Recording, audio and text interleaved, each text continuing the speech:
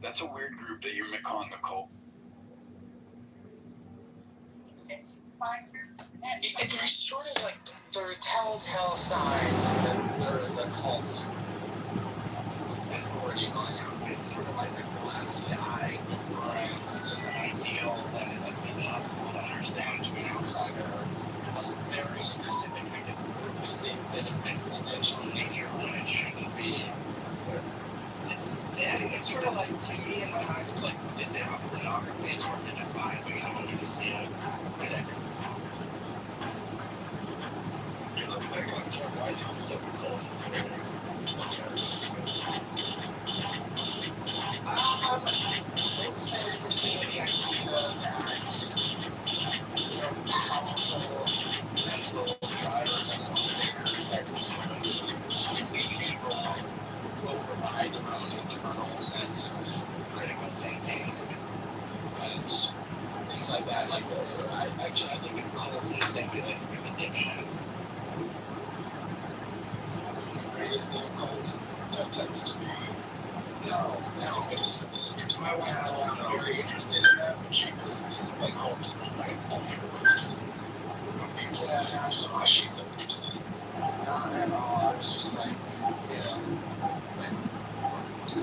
mainstream reform Judaism and like lights and that.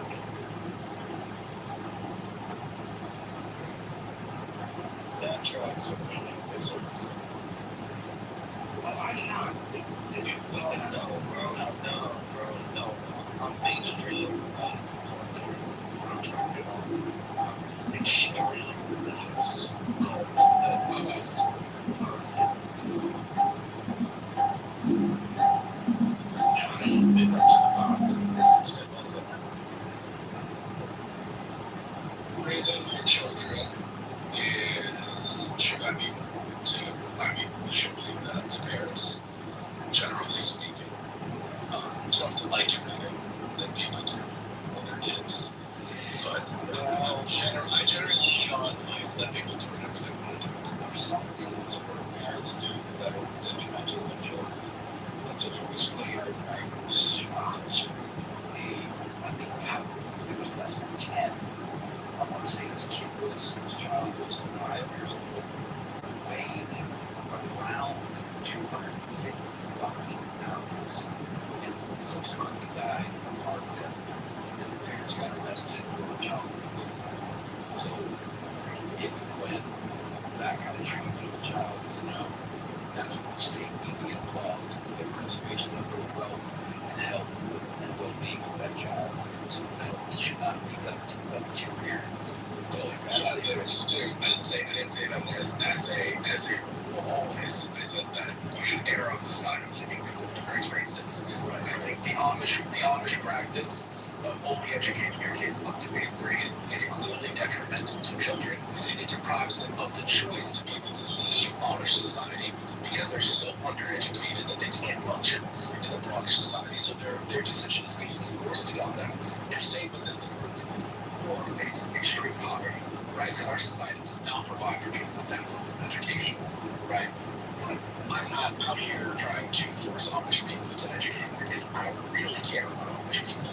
So therefore, they should be allowed to kind of do what they want because it's not really impacting me. I think it's negative. I would not want my children to be raised that way, but I'm not going to stop them. Well, there's a stronger overriding principle that they don't care. If you take away the safeguard, which is being done by every territory that decides what. I mean, obviously, if you're feeding your kids something that's going to kill them, that's extremely different than how you're raising them. Correct.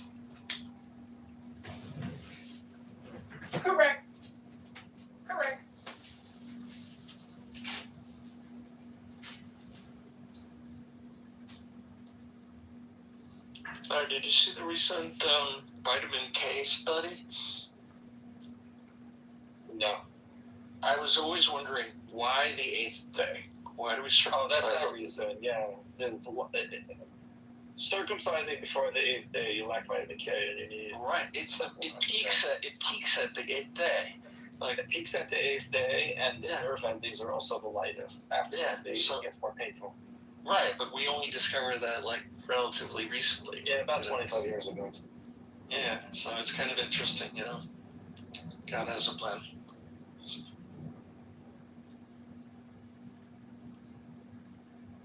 I haven't seen Randy. Is that the Randy we know? Oh, maybe. Where? Randy. Listening. Yeah, that's Randy we know. That's his picture. Yeah.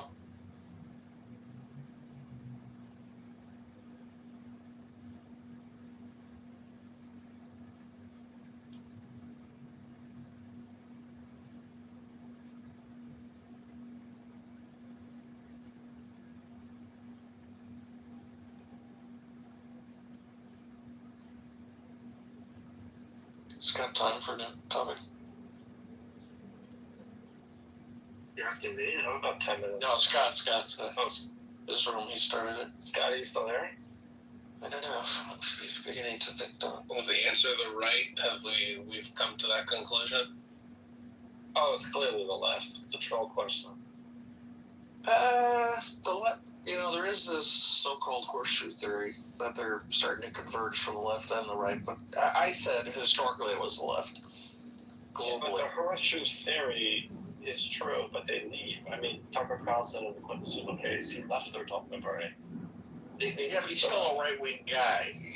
Really? He wants to rip apart. What's he conserving? He wants to rip apart every foundational. Wait, are we talking about the United States, or this guy? What about the guy running for Congress it said in Florida that says the only real battle in the world is a Republican that I see worth fighting is fucking, exterminating Israel. I mean, I would sign up tomorrow and go fucking put boots on the ground and go fucking kill Israel. Oh, is that Plattner?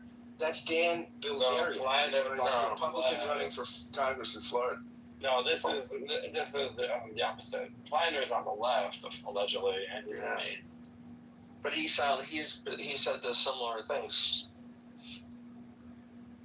Planner is going to get beaten by the greatest political survivor in American politics, Susan Connell. If we're making a distinction, wouldn't it be best to just see where the modal Jewish person, what their view is, where they line up in terms of their voting habits? The modal Jewish person? Yeah, like the typical, like who the typical, like which side the typical Jew votes for. No, that would be. I would assume. I don't know what the typical Jew means. So the average person who is Jewish in the United States, do they vote? I would assume that they would avoid voting for the people who hate them, right? I mean, that's what black people do. They vote that would be a bad assumption. First of all, black people do vote for people that hate them. They vote for Democrats all the time. Well, they don't because black people black people vote for the party that best represents their interests. Oh, but they don't. But that's a whole separate topic. But they do. They do as they define their interests, right? Okay, so they and they're wrong. So it's how can you can't tell people that they're wrong about their interests? You don't know their interests better. That's patronizing. You don't know their interests better than they do. Okay, so let's get to the main point. The reason why that's a bad litmus test is because people vote for cacophony of reasons, including being incorrect about things and including inertia. There's many reasons. So if you go to the average voter, you would have to then go much deeper and say, why did you vote for this person? And they would say, yes, we had problem X, but I had Z, A, and B, C that I voted for. So it's not it might be a decent starting point, but it's far from a conclusive evidence of people voting on the left. I mean, the left is less than. Well, I think people are pretty good at picking up who hates them. For instance, we just had the release of Sam Tannenhouse's book on William F. Buckley, which was approved by the Buckley family and William F. Buckley himself to write. And you got access to all of his documents, right? William F. Buckley, when he was in high school, in prep school in the United States, he was writing in defense of Jim Crow. His family was running a White Citizens Council ad in a newspaper they controlled in South Carolina. We didn't know this at the time. The black people sure knew, National Review was racist, right? And the White Citizens Council stuff that he was doing, his family was doing in South Carolina, that was not public knowledge, right? but like that was obviously sniffed out. I mean, he wrote Why the South Must Prevail in 1957, saying that whites have the right to rule in the South, even when they're a minority, have the right to use terroristic violence because they're a more advanced race. So I think people are, in fact, capable of discerning who has their interests at heart and who is against them. I think it is a fair heuristic in order to determine whether or not one side or the other is for you or against you. Well, the first one didn't. It didn't address literally anything I said, and it was a terrible proof. So I'm not even sure where to go from there. Well, sure it did, right? Because it addressed the fact that like people were aware that like National Review and that whole project was a racist project, and that's why the people who had been previously voting for Republicans, because remember, in the time that William F. Buckley was in high school, most black people would have been Republicans, right? This was the 1950s or 1940s. Besides the fact right? for your anecdotal irrelevance, this is like I really don't know where to go from this. Wait, how is it irrelevant? Because I'm saying that people's views moved based off of who controlled the party. You said that 3 times. It was anecdotal, therefore irrelevant. Wait, how is it anecdotal? Because it was one person who lost the primary. This is ridiculous. Wait, all you proved was that Buckley. All you proved was that Buckley was a racist. How does that translate? Because he was the architect of the modern Republican. This is anecdotal. This is one person you're talking about. Totally anecdotal. He is the person who put together the modern Republican Party. I get it. It's not completely valid. Yeah, that is retarded. The modern Republican Party was put together by Reagan. No, it wasn't.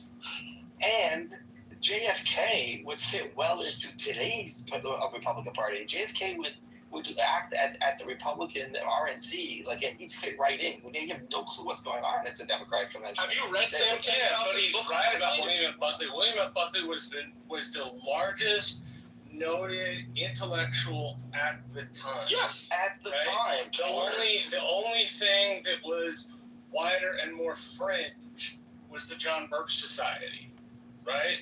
And William F. Buckley was to the left of the Birch Society. The Birch Society was to the right of him. Yeah, but right. Marshall, how does that matter to what we're discussing? He didn't address at all the fact that it's a cacophony of issues. He didn't address the fact that the parties have shifted drastically in the last couple of years, making Buckley totally irrelevant. He didn't address the fact that even if it was correct... I just thought he was talking about Buckley and like... No, he's being like anecdotal as anything. I just really know where to go from here. I'm just gonna the parties, on this topic, the parties haven't shifted at all. The Republican Party hasn't shifted at all, not in terms of completely shifted. Where have you been? The Democrats haven't shifted at all. Okay, that's okay. Sure, no problem. Not on this topic, they haven't. Sure. This has been a consistent topic. I mean, they're gutting the Voting Rights Act. They haven't shifted at all on any of this stuff. I mean, if you think that gutting the Voting Rights Act is a racist thing, we literally have yes. common language. I mean, black people definitely feel that way. 100%. Yeah, the Democrat Party has convinced a couple of low information black people of that. But it's the most racist, vile. But listen, wait a minute. Racist. Listen, no, I'm not going to. I'm not low information though. But it's the most racist of vile stupidity to claim that. I just brought up the Sam Tannenhouse book, which I guarantee you didn't read. It is the most vile, racist stupidity to assume that black people are incapable of getting voter ID, and it's somehow a racist thing to say. Wait a minute. Votes. It's stupidity to that. Wait. Why would you need to? What does gutting the pre-clearance statute of the Voting Rights Act in 2013 have to do with getting voter ID? That's not what the law was. All right, sure. You just the Republicans are just secret racists. You're right. No, they're not secretly racist. They're openly racist. Sure. I'm not saying they're secretly racist. I'm saying that one of the parts of the three-legged stool was anti-civil rights. That was one of the main parts of the three-legged stool. When Buckley was in college at Yale, there was an exchange program at Yale to bring black students from Morehouse and Spelman to Yale to visit and have an exchange during the civil rights movement. And Buckley was the editor of the student newspaper, and he was totally against that. he didn't want to have black kids, and he like made clear that he was against it. He was an unreconstructed segregationist. His mom was from the Deep South. That's what he was. Okay, I guess you proved it. So when the DSA takes over the Democrat Party and they openly say that anti-Jewish symbols and they hide behind Zionism, but they say openly Jewish symbols and anti-American things, and they're using the Jewish cause as their way to claw anti-American, to smuggle in anti-American ideas, then because of Buckley, then I guess the left is good for Jews. Well, the DSA is only relevant in deeply, deeply blue places, right? And who on the Democrat leadership has spoken against them? So they're not relevant in places that are not deeply. Not yet. And who? Not yet. Wait, One second. I asked you a question. And we've just started. We're in the primary.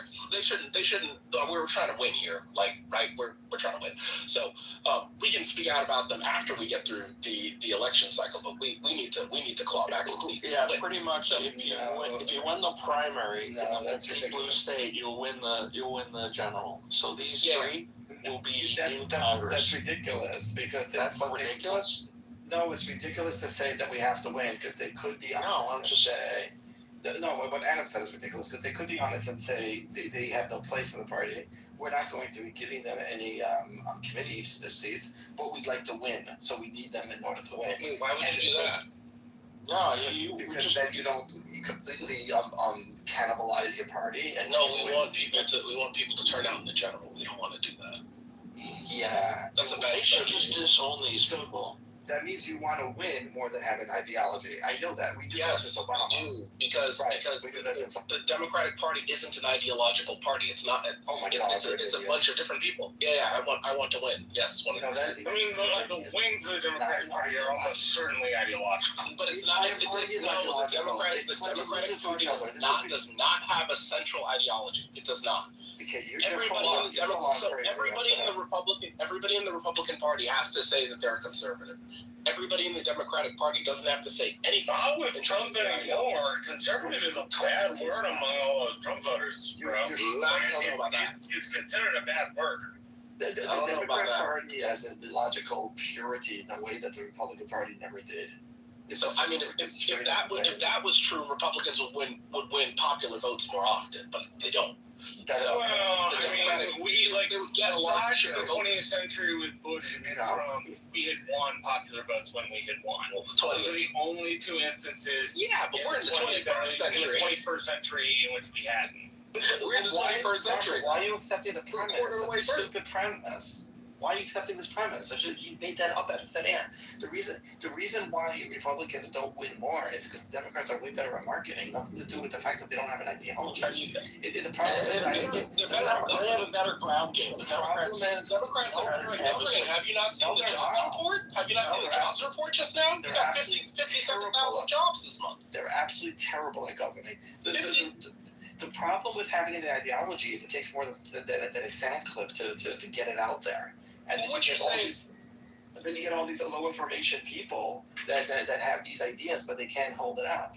So if we look from Ronald Reagan's presidency to present, right? Which party would you say has had more jobs created under their tenure? Democrats or Republicans? This is what people actually care about. Which party would you say has had more jobs created under their tenure? Democrats or Republicans?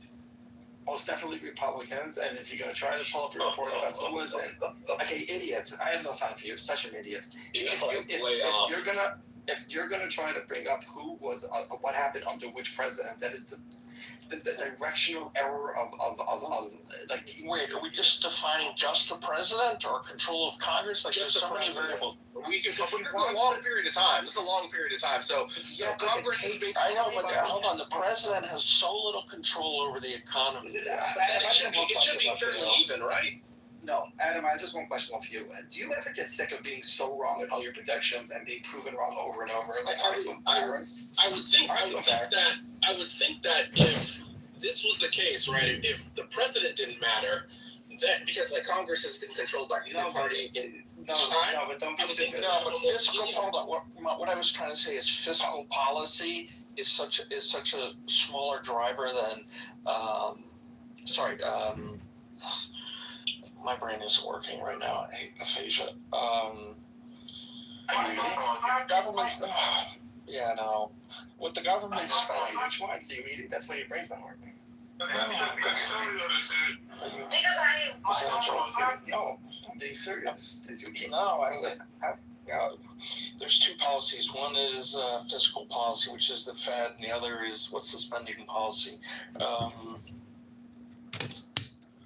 The $7 trillion federal budget, compared to the total, it's more about what the Fed does and less about what the government actually spends that controls the economy. Sorry, I'll shut up for a moment. We're talking like 50 years. Good idea. Because if you can't speak, it's a good idea to shut up. It's difficult when you say just the president. I mean, it's. You should take your own advice and shut up. But then again, if the president has little to do, the numbers shouldn't be skewed between the two, right? They should be fairly consistent. Just shut up. Right? We shouldn't see big swings. Well, do you think maybe we should do a room explaining correlation versus causation? Separate room. But why is it always in one direction? Then? I think it's fine. I think this is a lot of cope. That's why we're getting the answers that we're getting. Yeah, if I can just comment really quickly, as you know, this has been studied ad nauseum that the economy overall does better when there's and I am not a Democrat. Let me caveat that I'm not a Democrat, but the economy going back to the Great Depression does better overall when there's a Democrat in the White House and the Dems control at least one body of the Congress. And the reason, again, this has been studied and people try to come up with theories. The reason is Democrats are willing to spend their way out of a bad economy, or more willing, let me rephrase that. Democrats are more willing to spend their way out of a bad economy than Republicans seem to be. But Daryl, that is correct. In my lifetime, austerity than to excess spending, aside from Donald Trump. Donald Trump is the excess spender of my lifetime in my party. Yeah, but we're not in a recession. So Daryl is correct. No, I'm not saying we're not in a recession. I'm just saying, in my lifetime, there is only one president who has not tried austerity, and it's been Trump. And you know me, dude. I'm more of a fiscal conservative than a lot of people, but we don't have a leg to stand on that anymore. The difference is from Ronald Reagan's presidency, which was the only Republican presidency with a significant increase in job production since beyond him. Republicans have created 17. G-dubs? No, it was terrible. 17 million jobs have been created net during Republican presidencies. During Democratic presidencies, it's 50 million. And one of the big reasons that when we're in a recession, 9 out of the last 10 have been under Republicans, but when we're in a recession, Republicans, this is the most consistent view of either party over their entire history. Republicans view recessions as acts of nature. They have a liquidationist mindset. They've had it since before the Great Depression. They don't believe in countercyclical spending. And when FDR was elected, Herbert Hoover was on the phone before he took office trying to convince him to not spend any money into the economy to get out of the Great Depression. This is the most consistent ideological position of either party. The parties have switched on all sorts of other things, but the Republicans have consistently been a jungle capitalism party where you're just supposed to let the companies that are viewed as not making it, Darwinian, they're supposed to die. And that leads to deflation. And that leads to depression when you do that in a recession.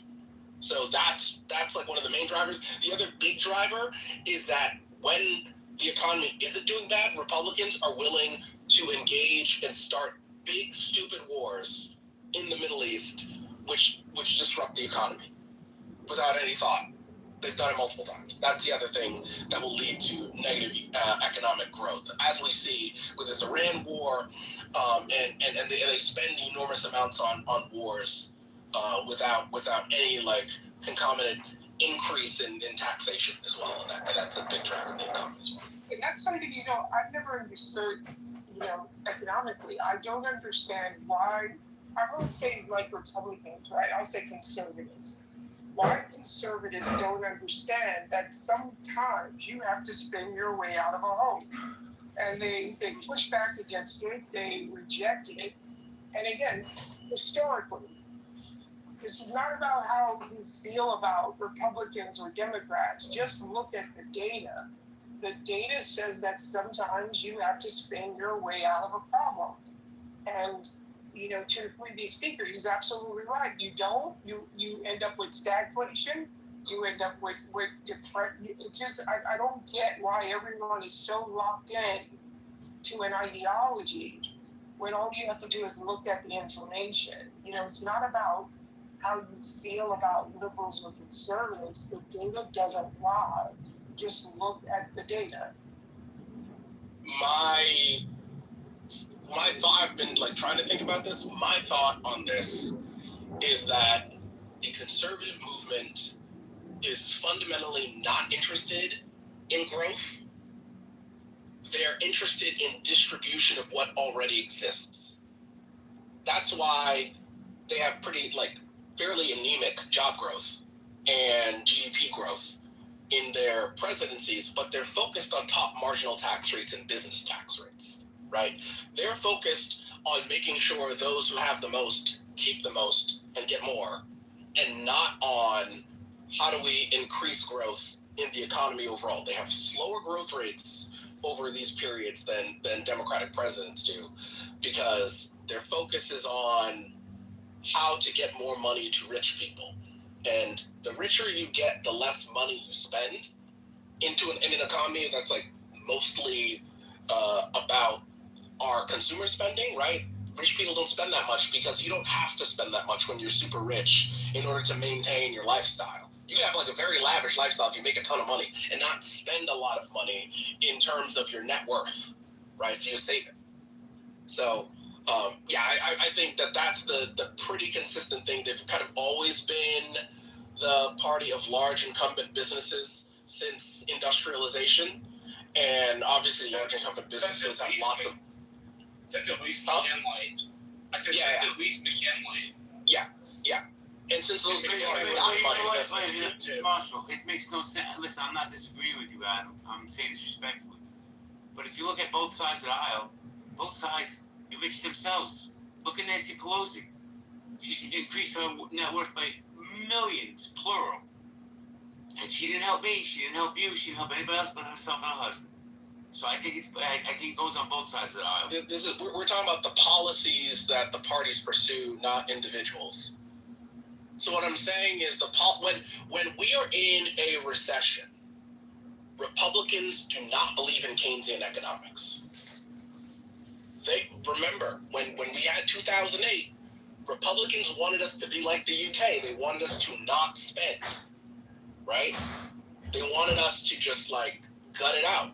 And what gutting it out means is lots of people lose their jobs, and as they lose their jobs, they stop spending, and as they stop spending, it gets worse, and it gets worse, and it gets worse, and more people lose their jobs, and then more people stop spending. It's a cycle, right? I don't believe. I don't think people understand.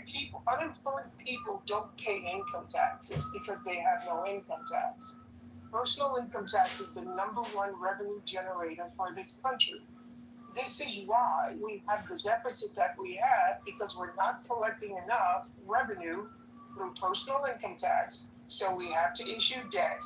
And the debt is to cover the deficit between our spending and what we're not collecting in income tax. Don't forget that debt is at tremendous interest. Correct. We're told by Trump, we don't have money for single-payer health care because we're in a war. A war nobody wanted. A war nobody had a chance. You just woke up one Saturday morning and we were at war with Iran. That's literally what happened. There was you went to sleep on Friday and it was normal. And relatively normal. And you didn't know anything. There was no talk about this during the campaign.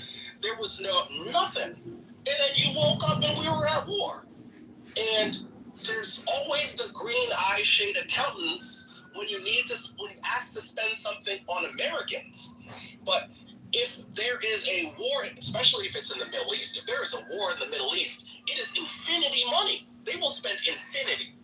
They do not care about how much it costs. They're not trying to pay for it. It's just like let the money cannon go. Adam, let me ask you a question. Adam, let me just ask you this question.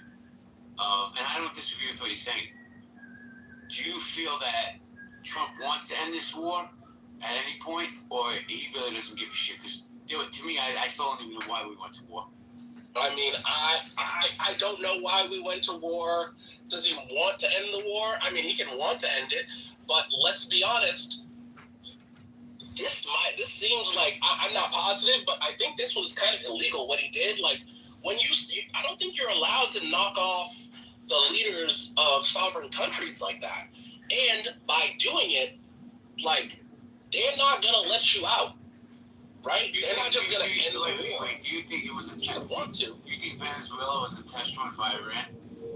Oh yeah. I think the difference between Venezuela and Iran is that Venezuela is like a shallow, like kind of dictatorship where the people just got there, right? Like, I don't get the sense that the people in Venezuela like super care about their leaders like that. But Iran is like one of the oldest countries in the world. Right, they have a sense of nationalism, which is unlike ours. It's like super, super old. They've thought of themselves as a nation for like centuries, tens of centuries, right? So they're like it's not the same, right? These are people who just like fight all the time. People in like the New World, like they don't fight wars like that over here. Well, right? We're not like that. Iran was really quickly. Iran is that, and this ties to Venezuela. Right, Iran was selling oil outside of the petrol system, and that's something that can't be allowed. Venezuela is about controlling oil on the Western, or controlling natural resources on the Western Hemisphere. It wasn't really about, think about it, right? After we went in, no one was talking about fentanyl anymore, right? But now we're talking about oil. The global energy chain is a big part of this. Iran was selling oil to China in R&D.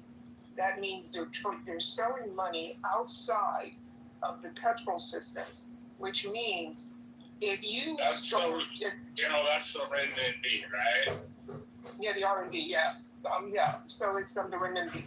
So Iran's selling oil out to China in Chinese yuan.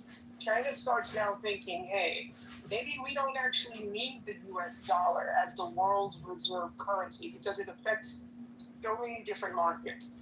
It forces countries to hoard dollars. They usually hoard these dollars by buying US Treasury notes because the United States has never defaulted on its debt. So if I'm a country that needs to buy oil, then I'm very likely going to be buying U.S. Treasuries because Go ahead. I just want to ask you a question because I know David's been trying to jump in. What's the exit strategy out of Iran? Is there an exit strategy? There's no strategy. It's called taking our toys and going wrong. Yeah, look. At the end of the day, this was a horrible. Look, you understand something. They made a big down payment on the Trump administration to go into Iran. A lot of his backers did, and I'm not going to name who those people are, but they put a big down payment for us to go in there, okay? And he thought he could do Venezuela 2.0. In fact, he was relying on, you understand something, he's not a war president. He's not a president that understands strategy. He wasn't in the military. This is a real estate speculator, right? And so... a draft dodger. and a draft dodger multiple times. Yeah, so he basically got buffaloed, in my opinion, he got buffaloed into going in there, and when he broke it, like Colin Powell used to say, when he used to advise Trump Sr., especially about taking out Saddam Hussein, he says, if we go in there and break it, we own it. Bush, right? Bush Senior. Yeah, that's what I said, Bush Senior, yeah. You said Trump Senior, it was funny. Oh, I'm sorry, yeah, Bush Senior, I'm sorry, right? Sorry, man, I'm like still early in the morning, I need more coffee. So we've always had a strategy, but when we went in, also think about it, we were also we were way more powerful, in my humble opinion, with Bush Senior as a nation, because we just conquered the Cold War. But what did Bush Senior do? He said, hey, we got to take the Saddam guy out. And there's obviously talking points about, did we let Saddam go into Kuwait, and do we set the guy up? But even with that said, we still went to our allies and said, listen, allies, we got to go in and take this guy out. So we're going to put together a coalition. And that's the difference here.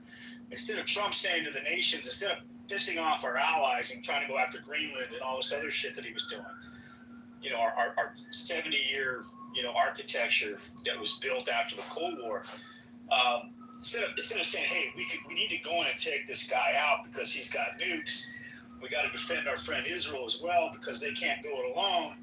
Are you guys in? And are you guys in? And this is the strategy. How many troops are you going to commit to? Instead, he bought this cockamamie idea that we're going to decapitate the head of the snake. There was a New York Times unleashed an article that broke a story that Ahmadinejad was kind of he was kind of a mole within the IRGC, and that we were going to re-prop him up as the new leader, the de facto leader, after we took out that leadership of Ayatollah and his other officials that ran the government. Well, apparently that plan fell apart. We didn't have our Kelsey Rodriguez the way we did in Venezuela.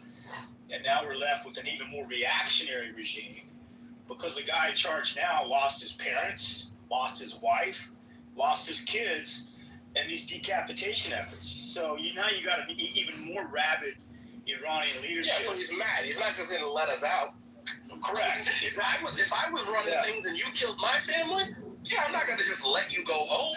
So I'd also say we've lost our story, right? America is just a story. It's a creation. It's an experiment, right? And I think the way that Trump has prosecuted this war has shown it's like if you knock the bully out in the playground, they're not the bully anymore. Right, and that's really the biggest loss of this whole thing. People don't take us seriously. Everything is a joke. We're perceived as inept, as ineffectual. Like that. This has long-reaching impacts, way beyond this war and this interaction. Literally, the emperor has no clothes. We've lost our story. And how do you get that back? Well, how do we get to a point that Iran, people around the world are saying, wow, why do we believe Iran's take of what came out of the negotiations more than we believe the United States? That is a death blow. We only have our narrative. That's what we've got. And a whole bucket of consumers. And we're strangling both. I think what happened here as well is that no one was sold on this, right? So there wasn't a lot of pushback on Venezuela because it was super quick, right? So it's over. It's like, you're like, whatever. But what you have to understand is that the average Venezuela, I'm sure that he's getting pressure from like American people who are Venezuelan extraction. It's kind of like Cuba, right? Cuban Americans care that like the Castro regime and the communists in Cuba.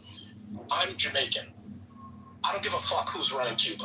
Neither does anybody else in the Caribbean, right? Like, I'm not trying to die or fight to liberate. I don't care, right? And most Americans are not Cuban, right? And they do not care who's running Cuba. Subsequently, most Americans are not Middle Eastern or Jewish, and they do not care about Iran. They just don't. They do not care. So, if there is going to be a war, you've got to show that Americans are at risk. you've got to like get them to feel. So nobody felt like they were going to be they were just like saying that we were going to get nuked. Like we have nukes. We understand what mutually assured destruction is. We're not worried that nobody is actually worried that America is going to get nuked. Is Iran a threat to Israel? 100%. I believe that they would kill every single one of those Israelis if given the opportunity to do so. Right? But most Americans don't care about old world conflicts. They don't care that India and Pakistan are at each other's. They don't care. They're not Indian and they're not Pakistani. That's a blood feud between two nation states. And if you're not related to either part of those nation states, why do you care? And that's what I think people are missing. You're not going to tell people that it's un-American to oppose a war when nobody in America is running around thinking Iran is going to like nuke us. That's not reality. You could make the argument that if you think that Israel is at such risk, you could make the argument that Israelis could migrate to the United States, right? But I don't know that you're going to be able to sell to people after what we've been through in the past 15 years with COVID and everything and stagnant wages that they need to, and two wars already that went shitty in the Middle East. I don't think you're going to sell to them to go to another war. And this time, there wasn't even a 9/11 to precipitate it, which is why you saw that there was no bump the day we went in. None. Because people were not buying that we were at risk. Because nobody, if Iran was such a threat, that would have been a major part of the campaign. And it wasn't. Hi, Andrea. Welcome. Hey, happy pre-4th. I'm just trying to get caught up on the conversation, but I think it's interesting. I was just having this conversation about how much, noting how unpopular, of course, the war is, but also being struck by there is an animated enough base that is against the war, but in particular against the attacks on Palestine that are making waves. There are enough of people in that base that care enough about it that are also anti-war, but they most definitely care enough about it to have an impact on elections and races and the current dialogue. And what I find interesting is where that sits and who it is, because I think that when you talk to different populations across the country, that ranks as less of a priority for, say, a lot of young people in places like Colorado, North Carolina, but in a lot of, I wish I had the breakdown of this. I don't have access to the data right now, but I was looking at this, and there are, for New York, East Coast state, blue state, people are super animated around this issue. So I don't think that it's true that people don't care about these things, but I think that people care, and they don't want us. They don't want us taking these actions in the world anymore. And in terms of Denise losing the story, people don't believe a lot of what this administration says because they have been caught lying over and over and over again. So why should we believe, much? Yeah, I think I think that is really important to think about as we think about how we exit this war. You can exit, you can lose, you can pretend to win. There's a really small bucket of options at this point. But the bottom line is we do not look like a bastion of strength.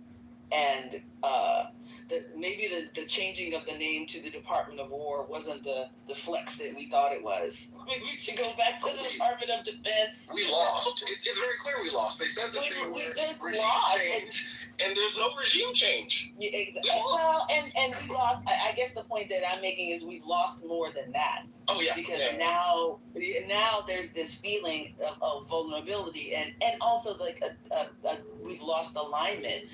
Canada is making making all kinds of treaties and negotiations they never would have made, that really just completely go around us at a time that we need more allies and better deals. We are now positioned to have access to fewer deals and of much lower quality. Like, no matter who is elected in the next election, right? Like, this was a very expensive course of action, and I'm not sure how we what the cleanup on aisle 3 looks like. And I think it's even more than that, Denise. It's that we have squandered our soft power in diplomacy. We have shown that a massive military power wasn't able. I mean, I believe, we didn't drop a nuclear bomb on them, but we still have shown that the might of the American military, I believe, wasn't enough to stop them or to get them to back down. So, and it's almost as if you look at all this and you feel like, in a way, it's like, is somebody paying them to destroy all of America's competitive advantages in the world and, strong relationships? It's like, and there was so much incompetence involved in it along the way that it's like mind-boggling. And, people get really frustrated about privilege and all these other things, but, we literally, you see, almost criminal or lack of transparency deals going on all the time. You have non-diplomats, government, advisors who are business partners of Trump, and, doing deals and making decisions that cost lives, more importantly, and completely squandered our munitions, our stockpiles, They ruined all our weapons. They stole all our weapons. And there's more, David. No, it didn't. Well, think about it. We had our Gulf allies arrayed against Iran on the side of Israel. We had these vaunted Abraham Accords, which were opening up the commerce, the travel between former foes of women who were speaking of citizens of Israel, citizens of UAE, Bahrain, Iran, and other places like that. And then we put bases there, we cut deals going back to Roosevelt, and we sat on the battleship, the SS battleship. But anyway, we cut a deal, and we were protecting Saudi Arabia evermore for company low prices. And then we went on this incursion, and this Iran too, they go after our Gulf allies that we really couldn't protect. Not only that, we had a big naval base that was decimated. And this really made Fox News or the other news channels surprisingly. But now our Gulf allies are saying, "What good you guys to us if you guys can't defend us against our arch enemy now?" And our arch enemy holds all our oil hostage with this little bottleneck of extreme owners. It turns out that the Republicans hated the JCPOA because it didn't give Iran enough money. They want to give them $300 billion plus. Right? The $1.5 billion on the Obama deal was small potatoes. That's why they hate it. We have to be a little bit accurate here. It's not true that they're getting even more money. The $300 billion is virtually MOU is not binding. And I want to point out to you how the UAE has responded to the attacks of Islamic revolutionary genocide. That is completely the deeper security and defense alliance with Israel is. I would say that the attacks and other attacks of the Islamic revolutionary genocide on their Gulf allies, not only on U.S. bases, but on civilian targets, on municipal targets, on infrastructure, has persuaded the Arabian Peninsula allies that the IRGC is untenable and untrustworthy.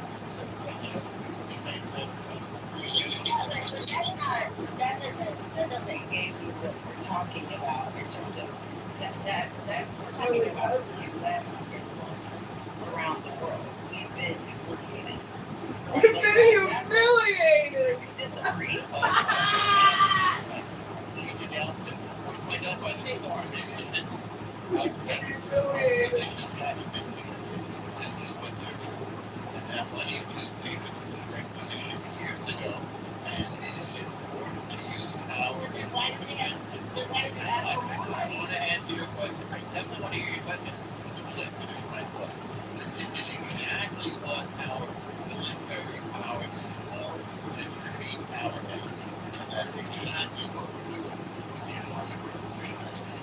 defeated, but they don't look defeated.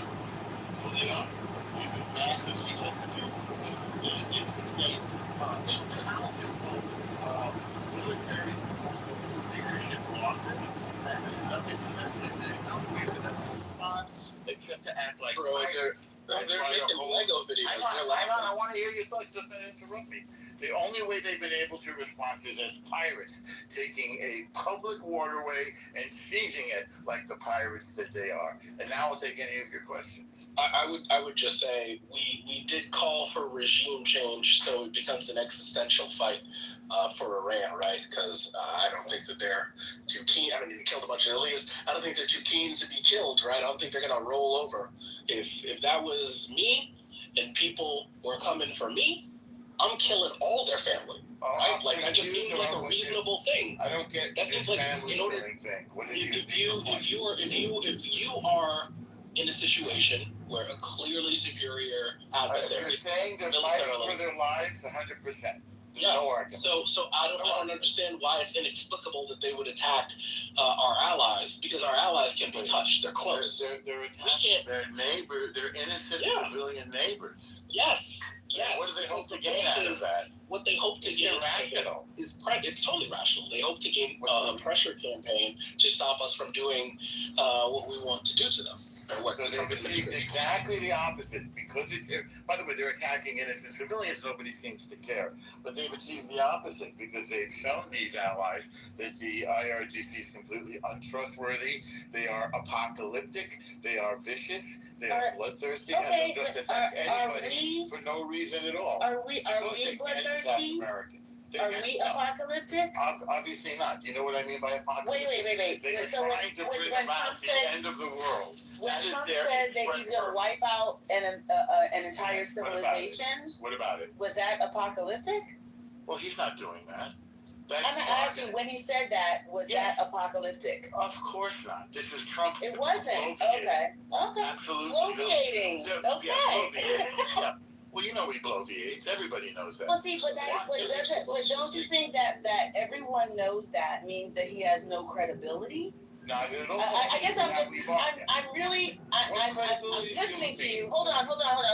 I'm listening to you, and I really am listening because I'm just like, you're one of the few people I've not heard anybody describe us as victorious here. Well, you should listen to all of the military leaders who comment on this every single day, and you would hear the same thing. I'm sure we have different news feeds. That's not what I'm hearing. Military leaders. This is general military leaders from which country? Which country? Yeah, I don't think that's accurate. I don't think that's accurate. It's overwhelmingly accurate. Okay, that's why I asked the question. I was curious as to what you consider victory, and this feels like victory to you. So you think that we are winning this war? Is the destruction of our enemies, the degrading and destruction of our enemies. Very simple. What does that actually mean to you, Norm? It doesn't say much. No.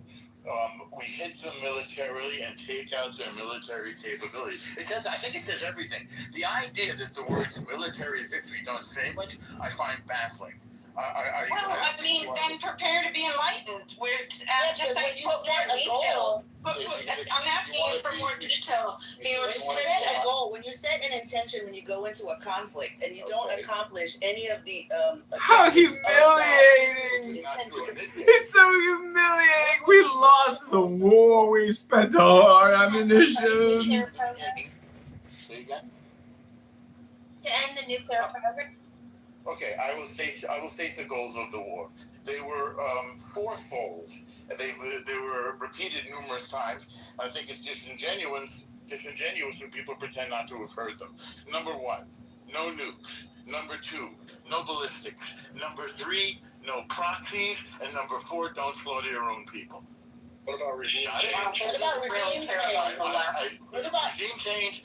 Would be nice, but it was never a stated goal. That's not Come on now. Also, they flip-flop on the goals for getting state goals. They did it illegally. No, it is not illegal. And it's very, very, very clear. So why don't you engage with the actual goals instead of arguing about what was not true? Are they not engaging with their populations now?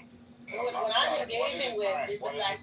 What I'm engaging with is that the fact that they were so unclear. They did not feel like they had to engage the American people in a pursuit that we have to pay for. So what you say are the goals that they laid out are not the goals that I remember that they laid out, and there was confusion around that. And why? Hold on. I listened to you. It was deliberate. It was spelled out from the beginning. It was not spelled out from the beginning. 100%. Listen, you can rewrite history however you want. I'm rewriting history. It was confusing. It was unclear. And if we pull the, and it changed. I understand perfectly. So why did you say they're unclear? What's I said unclear they were not stated Okay, clearly at the outset of this war. And like you say that there was no statement of regime change, but multiple people on this stage this is not like, we're not doing this like, what do you remember as opposed to what I remember? So we told the Iranian because you just want us to accept your memory. That's not my memory. These are the facts as I'm reporting them. These are the facts as they have been restated and manipulated across the time of this. No manipulation. I'll say it again. Anybody disagree with no nuke?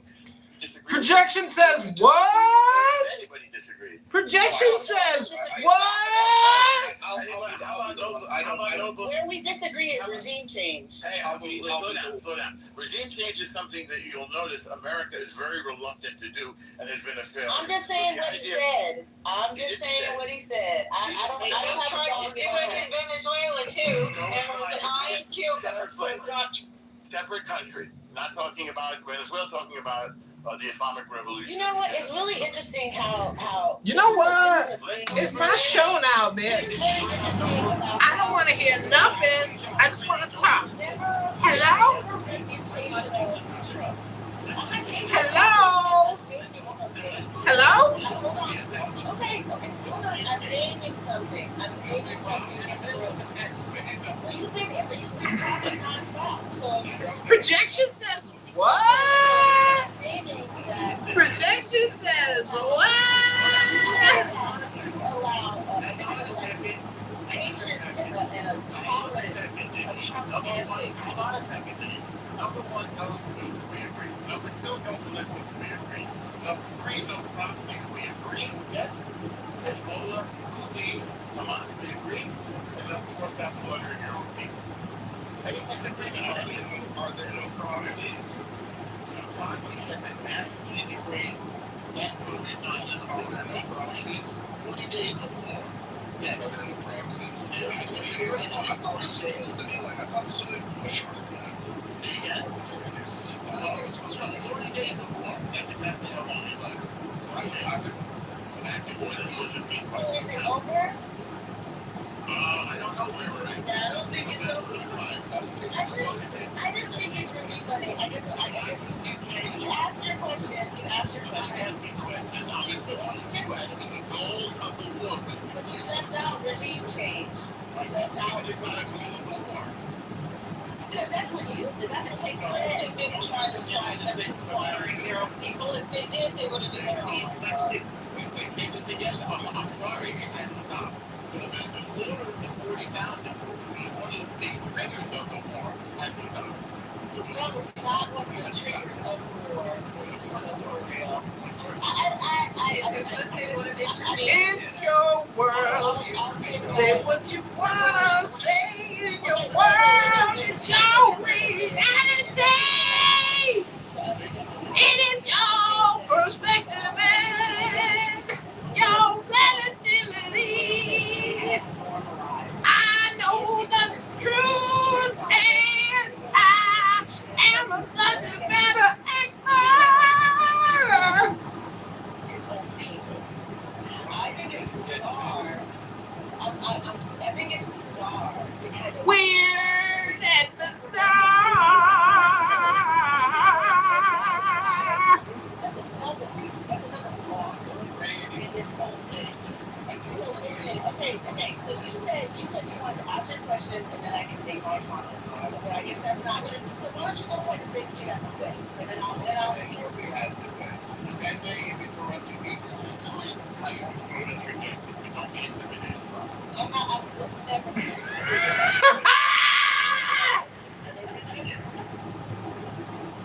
Go ahead and finish what you have to say. No, you go ahead. You go ahead. It's your turn. What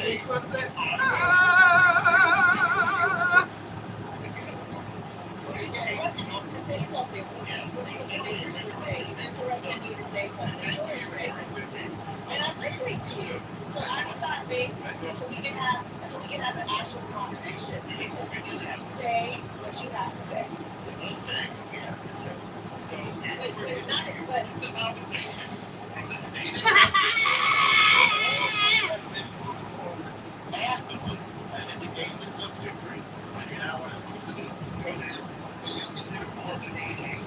no, what I consider is a dishonest retelling and recalibrating of the story.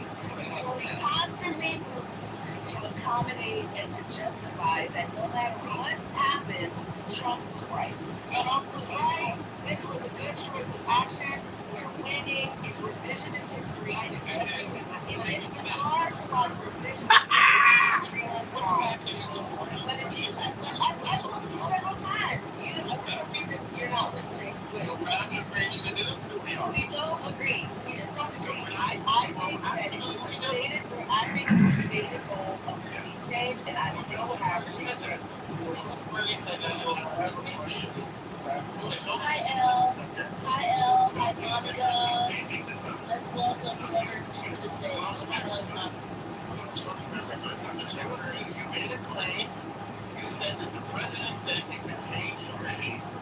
Show up, and I would defeat him. Otherwise, the record of your claim must have been it. I just wanted to ask him if we succeeded so breathtakingly and if we're winning, why do you think this war has been so unpopular in the United States and so unpopular from day one? I think we have lost our appetite for asserting American military dominance, where we must assert it in order to maintain the things that we hold dear. The freedom of the waterways, the freedom of trade. Hang on. No, I'm not. Hold on. How in the world does the U.S. Navy being protect America?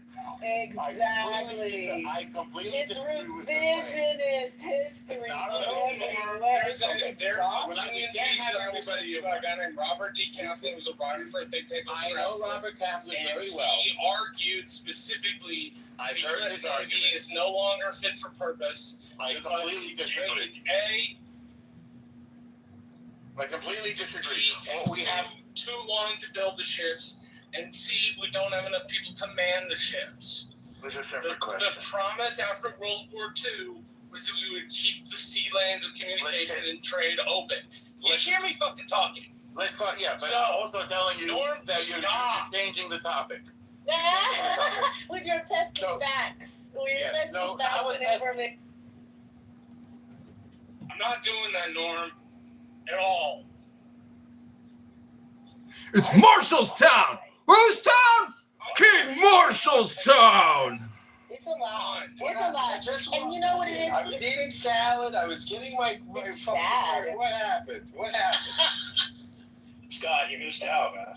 It's just, it's something to just watch revisionist history in real time. Norm would have been helpful after the Civil War to rewrite the story of the Confederacy. He would have been handy. You just have to be honest. We just have to be honest, and it's exhausting to kind of have this bizarre Whose town? Marshallstown! It's a lot. It's a lot to just it's okay to say this didn't go according to plan. This didn't go well.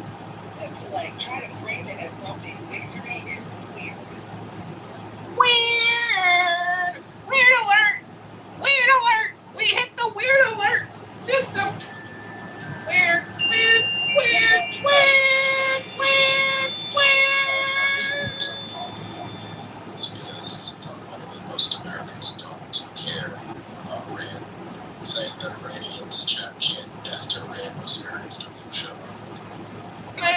no shit.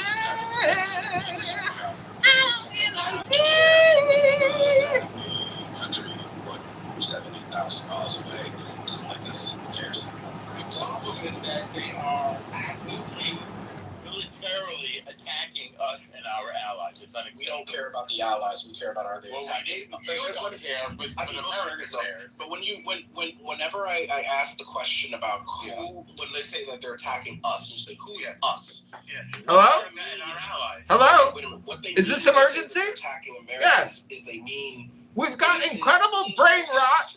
I think the entire country has been infected with toxoplasmosis. How many camps could there be? That's what embassies. Our embassy, our That's right. Marines, Yes. yes, our troops in Stuff Iraq. on foreign land. Yes. Yes. That's right. Yes. We are America. Yes. We are a superpower. That's correct. Yes, continental So when we United go, States. That's what Say they that don't again? mean. What they Say that don't again? mean. What they don't mean is anything in the homeland. because they can't. Yes. Right. Yes. We're not just in the homeland. We're a world power. But Americans we are don't care competing about with China. That's what I'm saying. You don't care about it. America cares. That's what I'm saying. That's why I'm saying Okay. war is so unpopular. When you start saying that Iranians like bombed a base in the Middle East, Americans saying like, why do we even have that That's not base? what I said. No, not you, but when people when that was the argument for why we did this, when that was That's not why we did it. Hello? That's We one did of it the because arguments, they're right? a threat. Wait a minute, let me just finish up. When people say that, people are like, well, why do we have those bases? Or when they talk about individuals who have been killed, We have the who are bases not. to protect our values and our economic Yes, interests. Americans don't. I mean, it's clear that Americans don't care about that, right? They don't care about If this they sort of don't, stuff. then they're stupid. And stupidity is not the rule. And You say Americans You can't don't claim care. stupidity. Gas prices, Should have known the law. you like your gas prices internet. were Hello? They were higher under Biden. Hello? Hello? This is weird. History revisionism live. The thing is here. Protection says what? Individuals who are non-military. Protection says what? non-governmental individuals in the Middle East who have been killed by Iranians. Then they start naming people who have dual citizenship and live in the Middle East who got killed. No, And I'm not at sorry. all. We're talking And I'm about the embassy. And We're talking about they're individuals. They're individuals as well. No, Adam, you're telling lies now. I'm talking about individuals as Americans. well who've been killed. Yes, I'm agreeing telling with that. lies. I'm agreeing with the bases. I'm agreeing with the embassies. I'm agreeing with the embassies. All that stuff, right? And the Marines and the servicemen in Iraq. Yes. They can't do Americans that. aren't trying to go to war for that. I beg your pardon? Well, Americans aren't trying to go to war You're for that. not. I mean, it's very clear that most. Command. Do you not? But neither are you. Neither are you. Chief made the decision. Yes, and it's End of unpopular. story. It's So unpopular. what? Nobody likes war. We'll find out in Do you November. think we have a We can find, representative? he's not on the ballot, by the way. It's just for a little update. Now, can we go I back to hope so. the I hope- before moving? Well, no, we do. It is on the ballot, right? Because No, he's you're not not on the getting ballot. you're not getting any pushback because Republicans control all chambers, right? Right. So once Democrats take over, pushback. there will be none of this because there will be major pushback because the other party is not going to give money for it. It will be over at that point. The money is not really required. I would say, although there was a recent request. The money was spent years ago on our military. I just wanted to make one final point. So another group of people who have I died. hope you see that I people disputed every one of your points. But that's fair. That's fine. People who are both who are dual citizens, Americans and Israelis who have been killed by Iran. Right? That's a weird anti-Semitic myth. Wait. 1 second. Let me just finish. Well, let's not let me just finish, Norm. Maybe you don't understand him because you don't let him finish a sentence. No, he's finished. Let him finish. I'm not I want to finished. learn about these dual citizens. I'm not finished, Norm. I know So, you're not finished. They're individuals who live in Israel they're individuals who have dual citizenship who live in Israel and they have been killed by Iran, right? In like those strikes they have. Americans are not moved by people who choose to live in dangerous places who are also Americans and die. That does not make them want to go to war. We had a kid who went to North Korea, right, on a trip, and I don't know what he did out there, but they sent him back in a body bag. And no Americans were talking about going to war because this American kid decided to go to North Korea and get himself killed. We are not interested in fighting. Like, this is not a game, right? You are not a made man. This is not a gang. You go overseas to a dangerous place and you get killed. We're not riding for you for that. We're not. You chose to be in a dangerous place. You could have stayed your ass in the United States. You could have gone to any other place in the world that's not dangerous and not been killed. We're not normal Americans are not interested in fighting a war because you chose to go somewhere where people are killing each other. You can express your opinion at the ballot box like everybody else. I get it.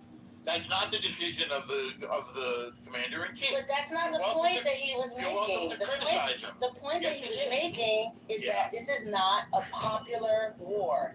That's the point that he was making. We know that he's a commander in chief. No, that's actually not true. Americans have a history. Americans have a history of coming together when there is a war or a conflict. Why are they not doing that for this one? Depends on the war. Some yes, some no. People were against World War II. Why are they not doing that for this one? Because people don't like war. People were against getting involved in World War II. We resisted it for years, probably to our detriment. Until we were attacked. And that was a mistake to wait that long because we could have made better progress and saved more lives. Well, no, it was not. No, that's wrong. It was a good idea to wait that long because it allowed the Germans to spend some of their energy.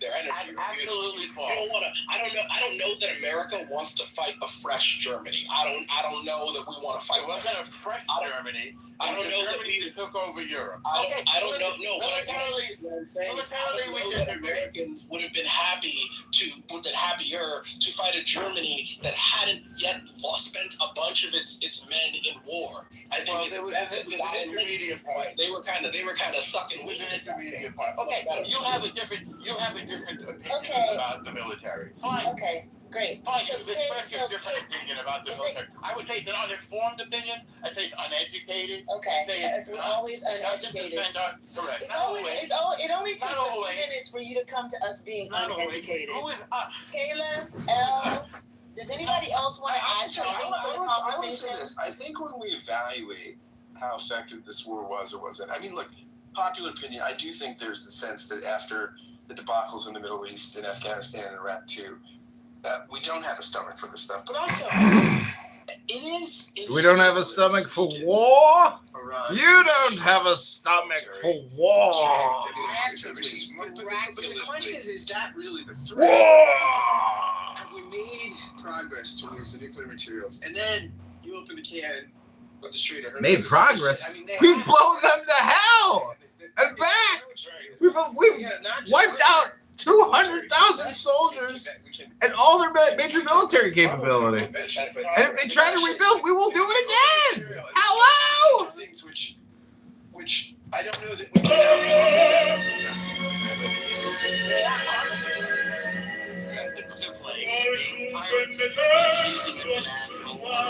I promise you, the world will not put up because there are other things that get away with it. We'll face the streets like Gibraltar and there's other streets over by Singapore.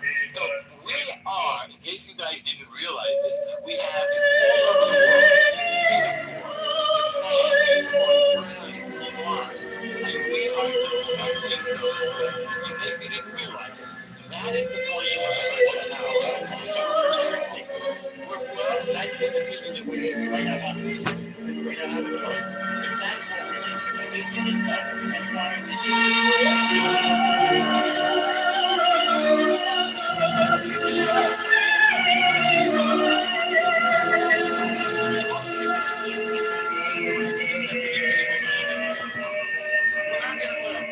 whether you understand why or not, we are going to defend the freedoms that we have.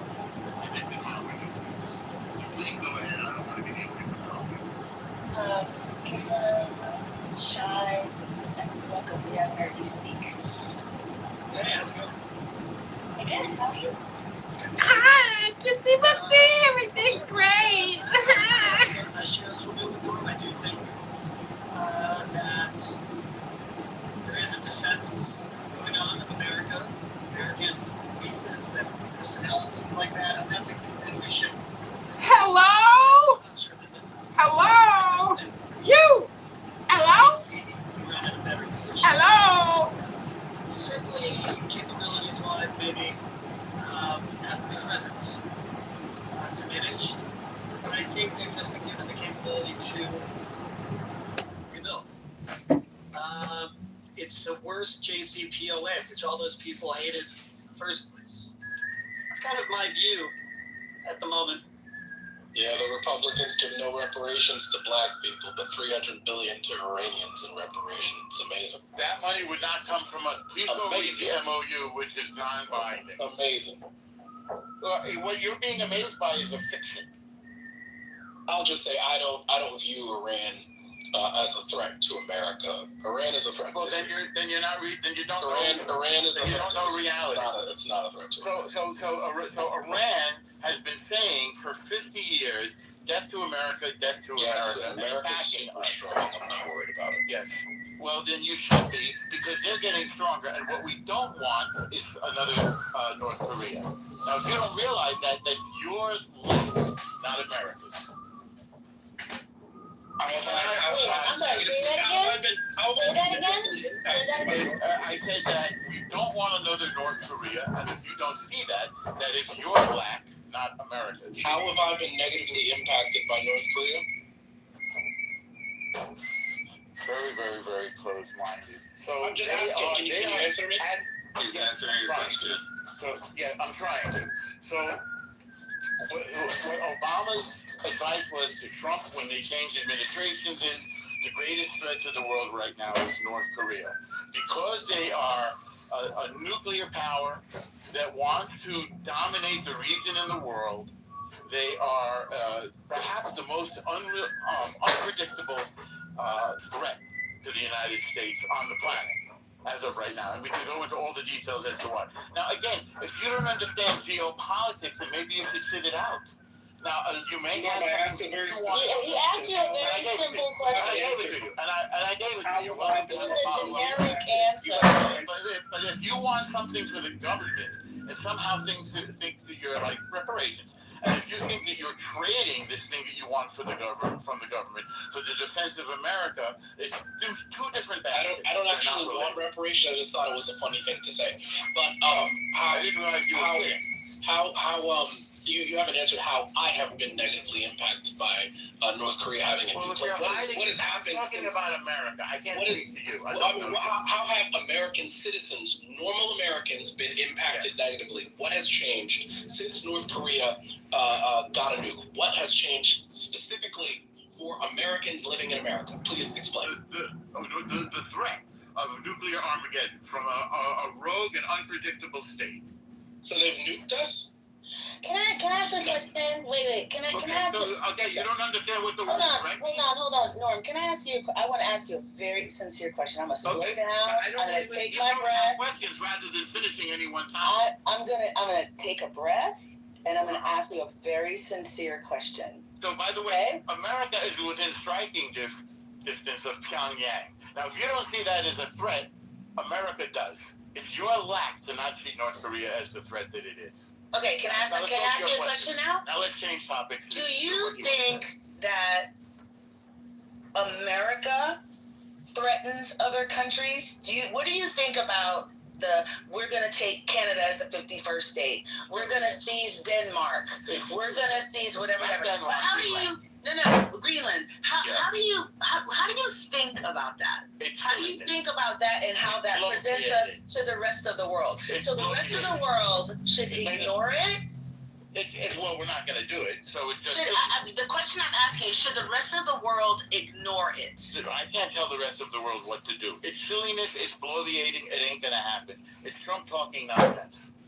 So, no, because you're saying when these countries say death to America, that we should be panicked, right? That was one of the things that you said. Not panicked. We should take them seriously. We should take them seriously. Yeah. But they shouldn't take us seriously when we say things like, we're going to wipe a civilization off the face of the earth. So the difference is that Iran has nuclear weapons. We have nuclear weapons. So when we say we're going to take Greenland, when we say we're going to do that, I'm not letting you change the subject. Hang on, you're not going to let me or not let me do anything, in fact. So yes, we're not attacking other nations with. We're not threatening with nuclear weapons, and we have not been killing Americans for 47 years. That's the difference. If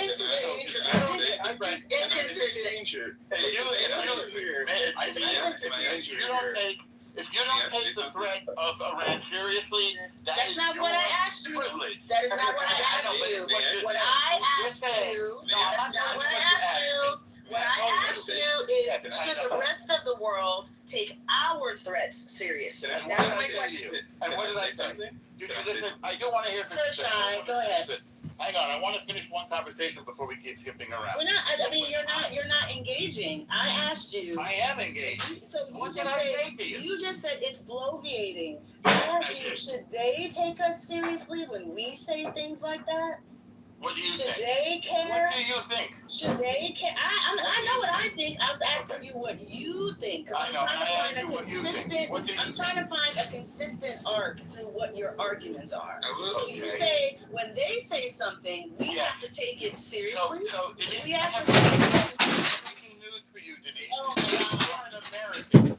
I'm an American. So yes, threat to America, bad. Is that easy enough for you? That's not what I said. See, you're actually engaging with a point that I didn't make. No, I'm not. Listen to me. I'm not engaging with a point. Listen to the point that I'm making. You. You're not enlightening me of anything. You are inconsistent in your philosophy. No, I'm America that they should be held accountable. Bad. And I think threats to Denmark is bad. Then threats to Greenland is bad. Is it threats credible? to Canada is bad. And guess what? They say that too. But what I'm saying is, what I'm saying. Okay, fine. What I'm saying to you is that it's bizarre that you only consider. That you have you have nothing to say about the threat that we represent, the instability that we represent. No, we represent stability. It's the opposite. The Strait of Hormuz is closed. We don't represent stability. By pirates. Eventually, we will introduce. Go ahead, Shai. Go ahead, Shai. Okay, so you're not the one that's not safe. Not me. No, I just disagree. I'm not. Okay. Back and forth. This is weird. My point to you. My point to you is you have not answered my question. Hello? And that's what I want to understand. Let's hear it one last time. I don't know because what does Europe think of us? Is that what you're saying? I didn't say. I literally just asked a very simple question. Yeah. Should we be held accountable for what our leadership says? Does that diminish how we are perceived in the world? That's it. They held us accountable. That was the answer. So that you answered my question. That's it. Kill their people. Shai, go. So, and they don't have nuclear weapons, which we're going to attack them with. And by the way, we're not going to attack them with nuclear weapons. Iran is, and they've said it many times. So a nuclear threat from Iran or North Korea, not Iran, the Islamic Revolutionary Genocide Corps, they're committing genocide all over the world. It's another reason for us to stop them, by the way. So a credible nuclear threat from an apocalyptic enemy is not the same as El Trumpo from Queens bloviating saying, we should take Canada. I'm going to be honest, I don't care if Iran they don't even get people. I don't care at all. They don't even get mentioned in the same breath. And Shai, it's not serious okay, to ask that great. question. Heard you. Shai, go ahead. It's not serious to ask that question, Denise. Okay, Shai, go ahead. Thank you. So, as far as anything else, as far as like answering the questions go, I looked it up, and the straits of Hormuz are, as of today, open, but they have restrictions because of restrictions by the current government of Iran. So they're not as far as Trump goes, I personally agree with you, Denise. I do not think that the President of the United States should be bloviating without the cause, right? That they should, have a higher standard of me representing. I agree with that too. I think he should not be bloviating. So I'm on board with that. In representing America in a better light. With that said, I do not believe that past presidents have set such an example, right? They set us a better example for as far as American leadership because because they represented themselves and the country in a better light than the current person sitting in the White House, in my opinion. Right, that's my opinion as a citizen. And I think that we in America have to understand that other people around the world do not play by the same morals and rules that we play by. Right? They are not consistent in their morality or their philosophies.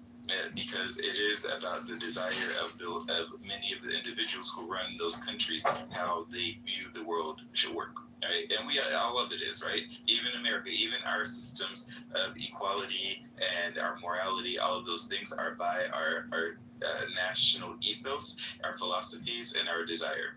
Right? There's nothing that says in the world before America took control of this, before World War II, was a world of chaos. It was a world of extremes. It was a world of death and destruction that people really don't remember anymore because we've lived in such a stable world. And sometimes a little bit of chaos is what you needed in order to bring this type of stability.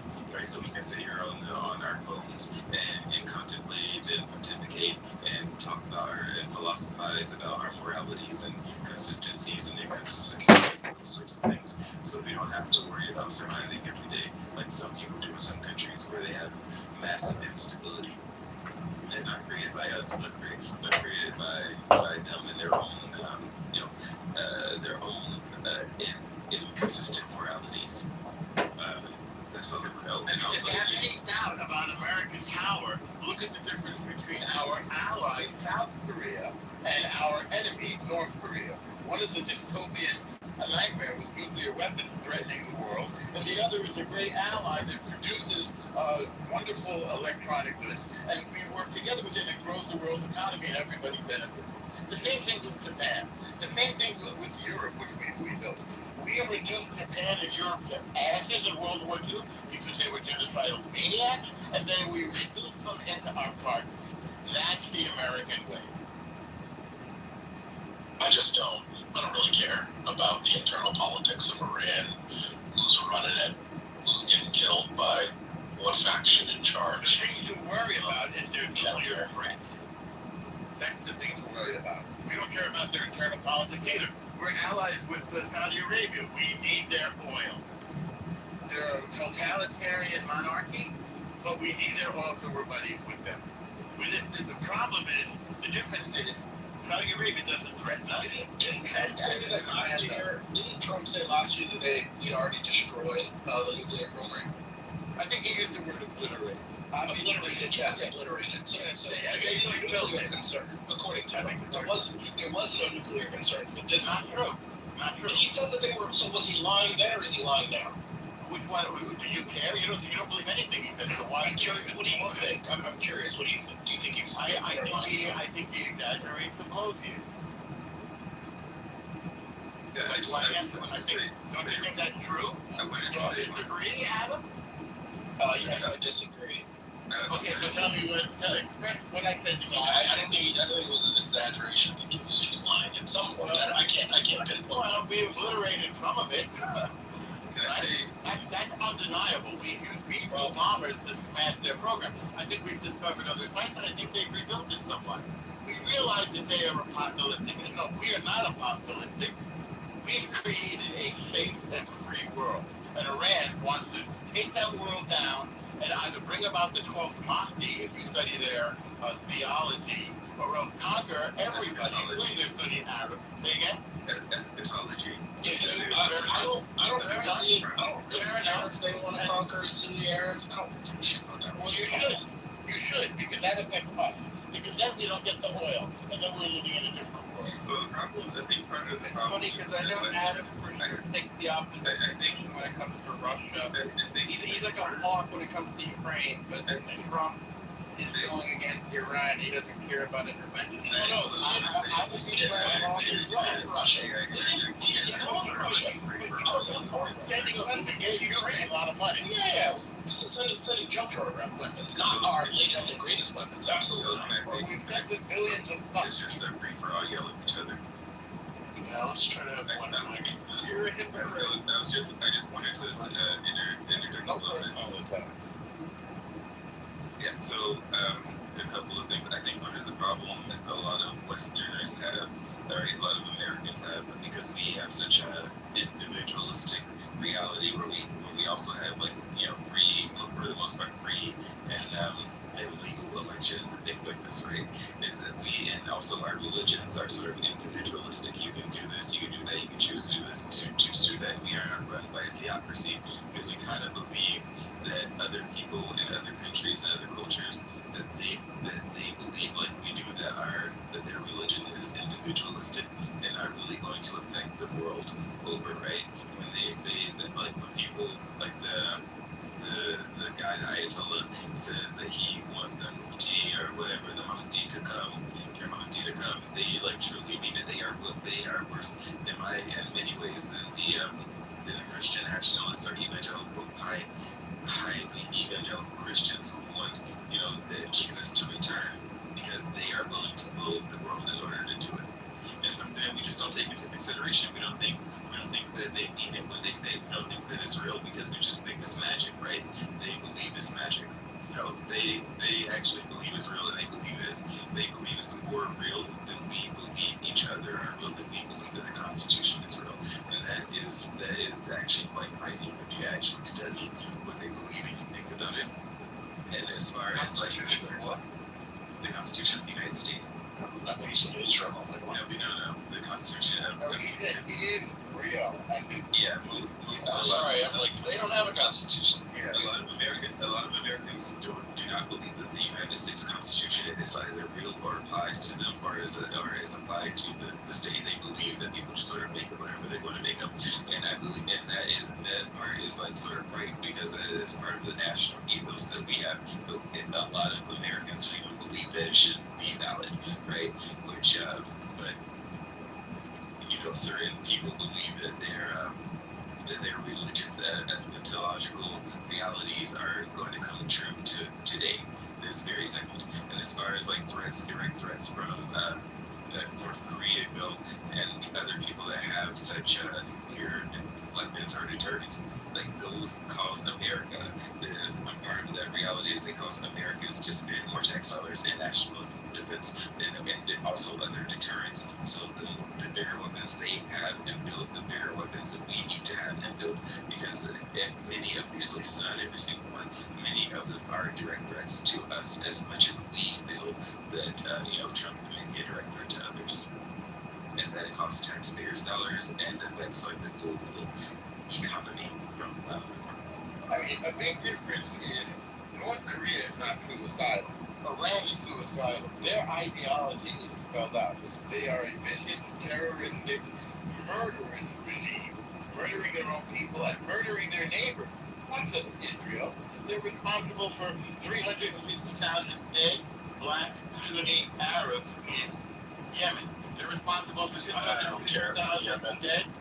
Well, you should. It's very flawless in if you're not to care about Yemen. Then the 650,000 also dead morally Arabs. inconsistent. It's also morally inconsistent. How is it morally inconsistent? Is this nice day? No, yes, it is. It is. Hey! How is it morally inconsistent? Hi! Because you care about everything else America does. No. I care about America. I don't care about. Well, but then I don't care about the old world. You're not really. Listen. There's a lot. There are genocides in Africa. I don't give a shit about that. I don't care about India and Pakistan going at each other.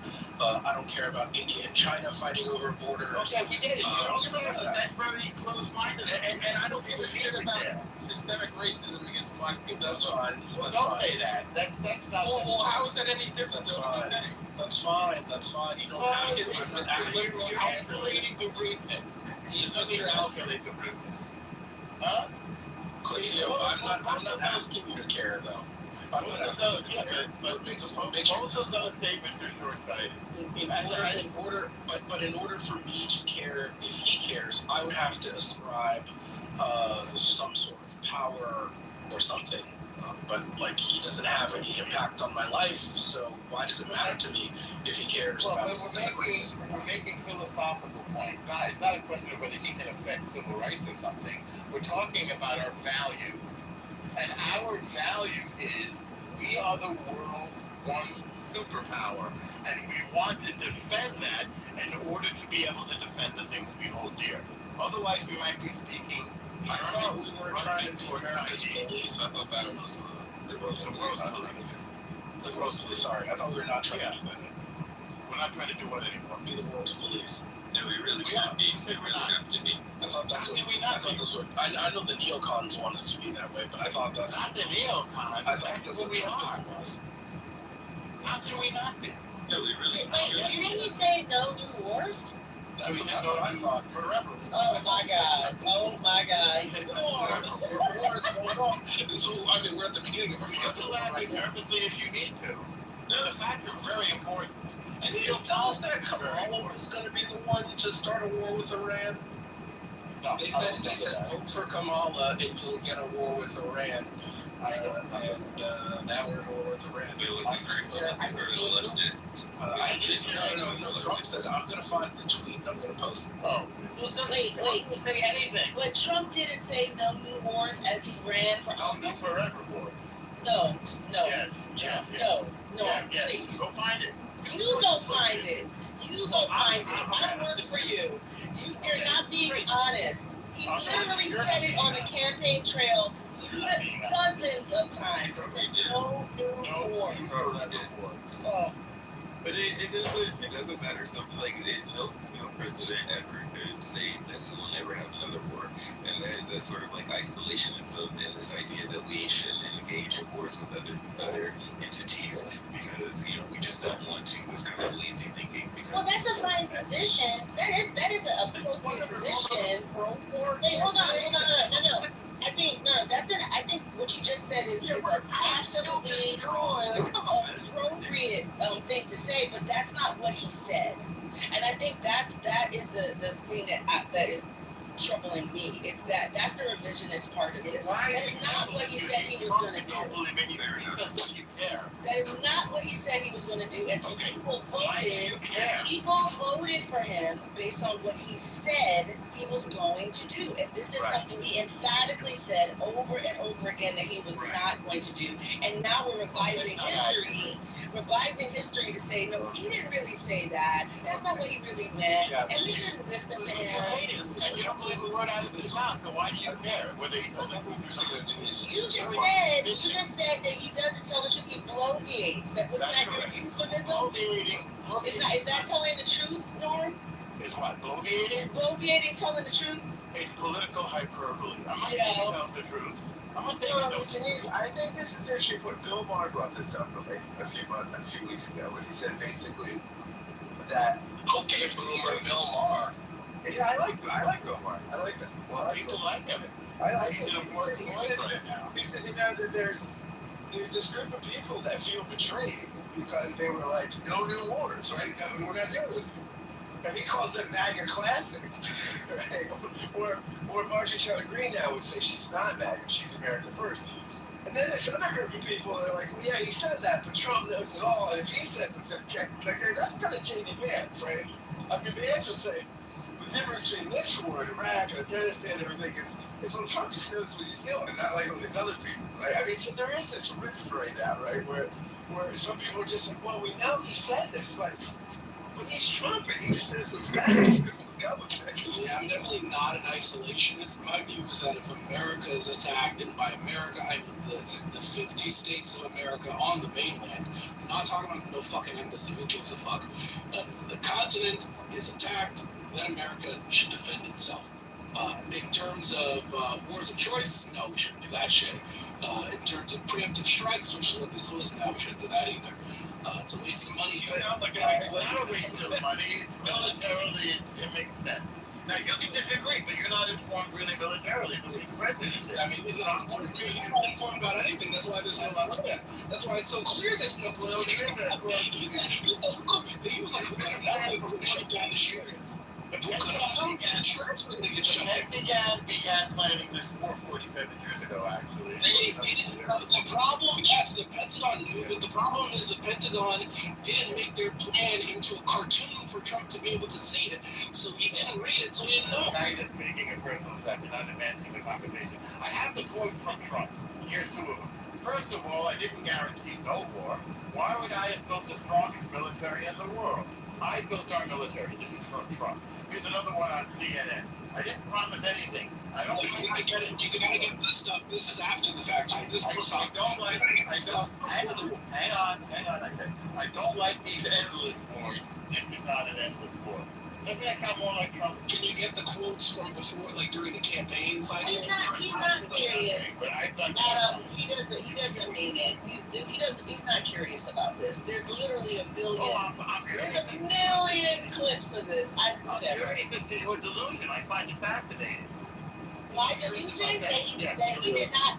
My delusion that he said no new wars. No, your delusion. That's my delusion. You don't understand the need for us to project. I didn't say that. I've never said that. You do understand. I literally never said that. You do understand. Adam and I are different people, and I have not said anything to that. No, you do. Then you agree. I asked you a very specific question. Now you're going backward. What question did you ask? You're all over the place today. I'm not all over the place. You are. Just don't put words in my mouth. I never said anything. No words in your mouth. I didn't say you said it. I said you don't understand the need for us. Right. You're always very clear on what the rest of us don't understand. Well, do you understand that? Derisive, Monica, did y'all want to add something to the conversation? Wait. I don't want to. Let's let other people have some space on the stage. It's okay to share some room on the stage and let other people talk. Go ahead, Derisive, Monica. Get out of this. I'm out of it.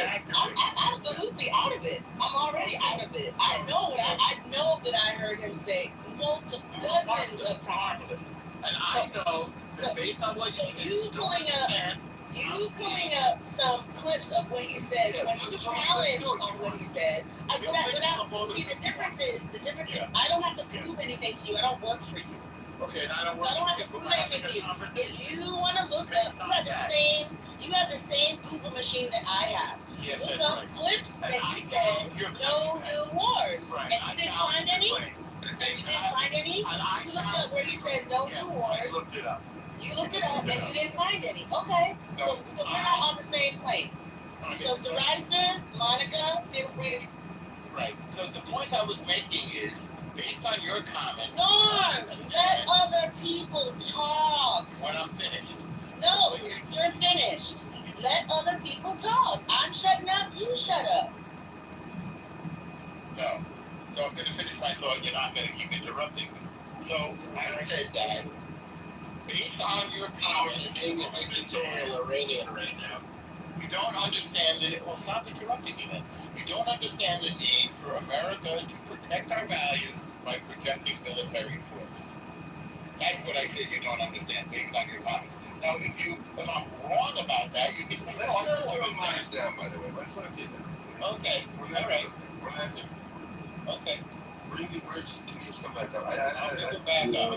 I'm in it down. But wait, this is not what we're going to do.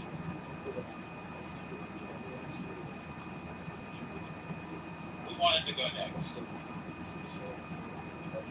I will, if I may, say something. Politics are very complicated, right? And I think that this election cycle should show all Americans that we should be engaged in the character of the candidate that's running for president, right? We should look at his character, what they say, if they stand by their word, if they have a particular sense of morality that is aligned with the values and the ideals and ideas of America, if they stand, by their values and character. To dealing with internal politics, American politics, and the politics between the United States and other nations are just two different things, right? It's two different realities and two different skill sets. And sometimes they intersect, and sometimes they don't intersect. They're completely separate. But America and Americans should be interested in maintaining a good sense of order internally and externally, because that does affect the world's economy. That affects America's economy. It affects our jobs. It affects our oil. It affects how we interact with the rest of the world. I think that whoever the next president is, those things should be taken into account by all Americans.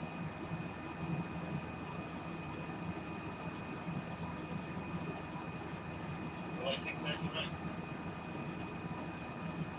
I think that's right. And it is anxiety provoking that we have to defend our values militarily sometimes. But it's also necessary. In fact, it has been necessary for a long time to remove the threat from the Islamic Revolutionary Genocide Corps. It should have been done long ago. And we blew it. I'm not blaming necessarily, but I mean, Jimmy Carter, let's face it, he screwed up. It was a screw up. And us believing the Ayatollah Khomeini, his name should be blotted out, was a mistake on our part. I'll tell you what, I believed him in 1979 too. I was wrong.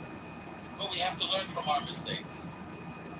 And part of that means, once again, asserting, by the way, I was going to say for the 10th time, asserting our values, sometimes militarily. So there are two defenders of the freedom of the waterways. Does anybody know what they are? Traditionally, they were the British Empire and more recently, America. Those are the only two people who could do it. And presumably, or hopefully, the other European allies will join us, as Italy sent a minesweeper to the Strait of Hormuz, and France has sent an aircraft carrier over there, and England has quietly allowed us to use their bases. This is stuff that needs to be done. Turkey is rising too. We're going to have to deal with Turkey also. And when somebody said that the Strait of Hormuz was open before it is closed now, well, Trump got it open diplomatically. You should give him credit for that, rather than having to put American troops on the ground. Say again? He didn't spill the milk. The IRGC spilled the milk. What's that? The IRGC spilled the milk. We didn't tell them to close the Strait of Hormuz. We attacked them. Yeah, of course we attacked them. Well, of course they're a horrible. What's that? Yeah, of course they closed the strait. Well, I don't know why you say of course. Because of course they're pirates. It only makes sense to do. Yeah. Well, it's like saying it makes sense to go rob the store. Sure, then when you get shot, that makes sense too. Well, no, that's not their defense, though. Yes. They were sponsoring terror properties this whole time. That's an offense. They were developing nukes the whole time. That's an offense. They weren't developing missiles. Well, they weren't developing nukes under the JCPOA. They really started. Yeah, they were actually. They were actually. We brought up after we. Incorrect. So we discovered that they'd been cheating the whole time in 2018. Before we tore up the JCPOA, we discovered their secret nuclear sites. What?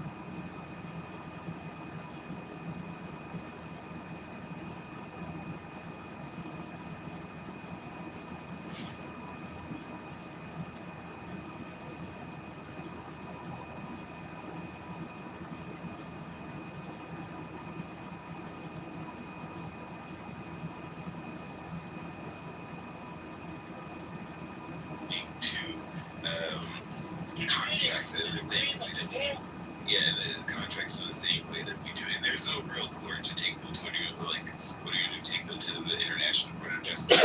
It's the last person they arrested the Nuremberg people, right? So the judge Judy. There's no way to enforce those contracts. So when America or other countries engage in treaties and contracts with other countries, we just sort of take their word and that they're going to adhere to them. And it's not always guaranteed that it will be true. I mean, the same for us, right? A lot of it is word for word by the leaders and the legal systems of those countries.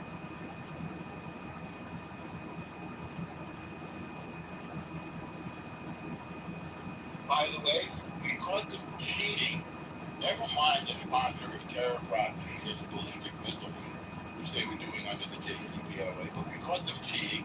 And not only that, they signed nuclear non-proliferation treaties, and they broke that too. That was before, during, and after the JCPOA. So it was just a bad deal. Iran has to have ballistic missiles. You can't tell them that they can't have ballistic missiles, and Saudi Arabia has them. Why not? I don't know. That's what Trump said, though. I know. Well, Trump says a lot of nonsense. We think I'm going to defend all the stuff that comes out of his mouth. It's the interesting thing. Why are you laughing? It's just a very funny thing. It was very stupid. No, it's honest though. Huh? You can stay unmuted. It's very honest. I just thought it was very stupid. And I thought that people who put their faith in Trump, they got exactly. I don't put my faith in Trump. I didn't say you did. I said the people who did put their faith in Trump, they got exactly what they deserve. Some people did, yeah. Oh, I thought you said the people who put their faith in Trump believe everything he says. I mean, you'd be crazy to put all your faith in Trump. He happens to be the man who's in this position doing what needs to be done in this moment. Clumsily, ignorantly, weirdly, using his gut, his instinct, instead of using the traditional instruments of government to his own enormous gain, apparently, based on the $2 billion that he seems to have accumulated in the past year from crypto. God only knows. But we needed somebody to do the things that he's doing in order to buttress our American power, which we use to defend our values, which we use to defend our remarkable prosperity. The prosperity that has given you, Adam, I'll call you Adam because I don't want to, whatever, call you, unless you want me to, which has created the beautiful lives, Baruch Hashem, that you enjoy, Adam, and that I enjoy, that Derisa, that Scott, that Shai, that Grace enjoy. There's an ugly, and Monica, and all the people in the audience, there's an ugly side to this. And the ugly side is that sometimes there's going to be a Vietnam or a South Korea or a Venezuela, which was a very subversive force in this hemisphere. And we're going to go after Cuba next. I have every expectation. I think people also don't realize or respect the idea that before 100 years ago, World War I, like all of these empires, before most of them became states, they were all vying for, they were all looking for the ability to control everything that America sort of won out in control, and they do not really, I mean, it would have been a much worse, the world would have been a much worse place. It's already bad enough that, yeah, I don't think anybody would have really wanted, Turkey and out of an empire to control all of the waterways, or China or Russia to control like the flow of global energy and the global economy. Can you imagine that world, Sean?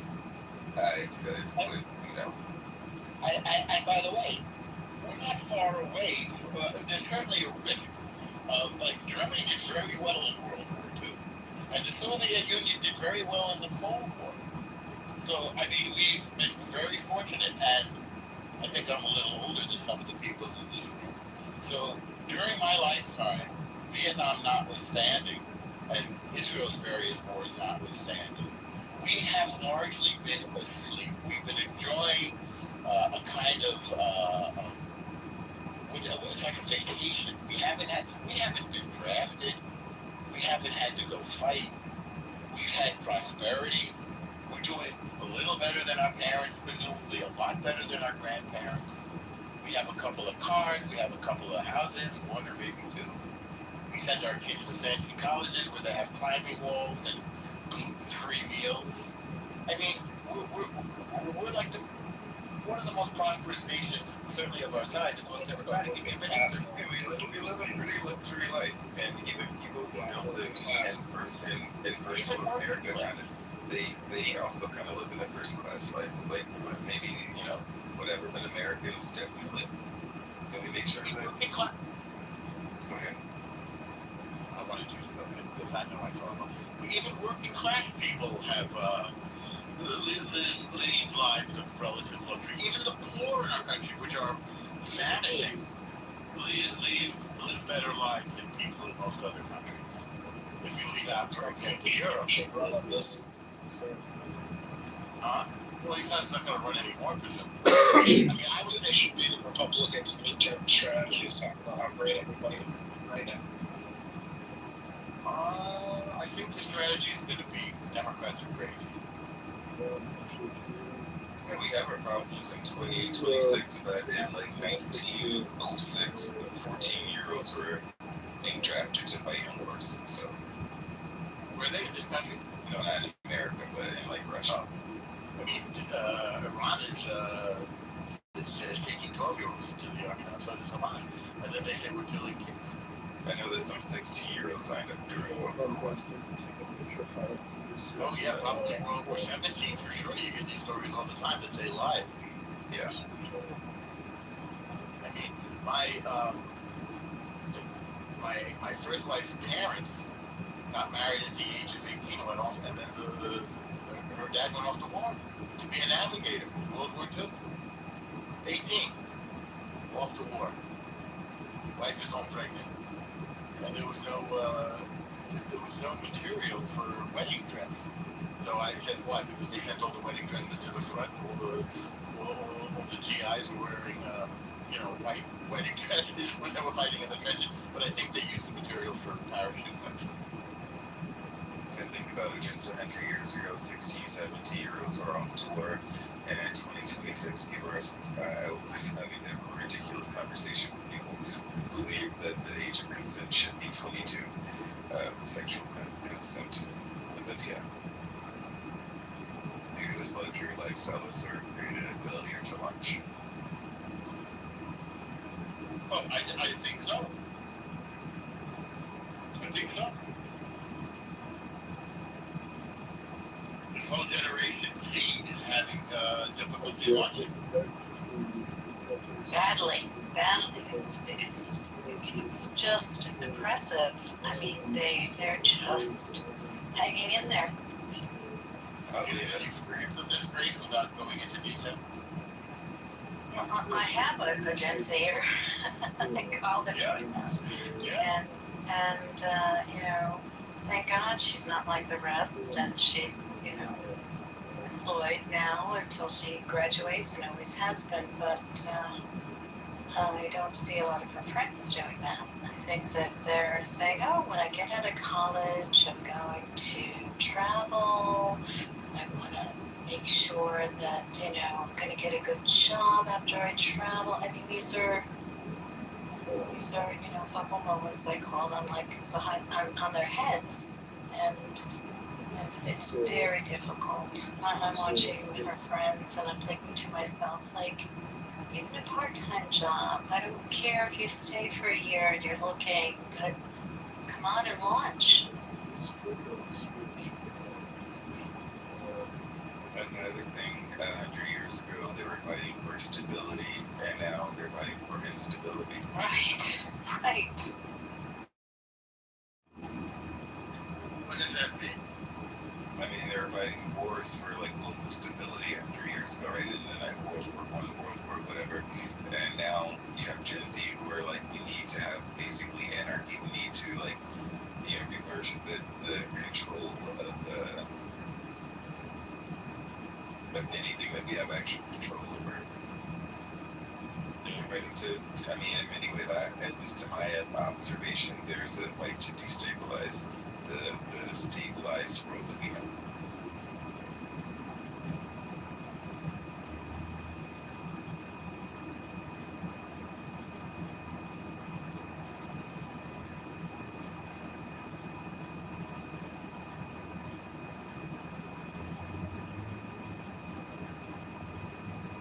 Who's more anti-Semitic, the left or the right? Or did we cover that more than ample?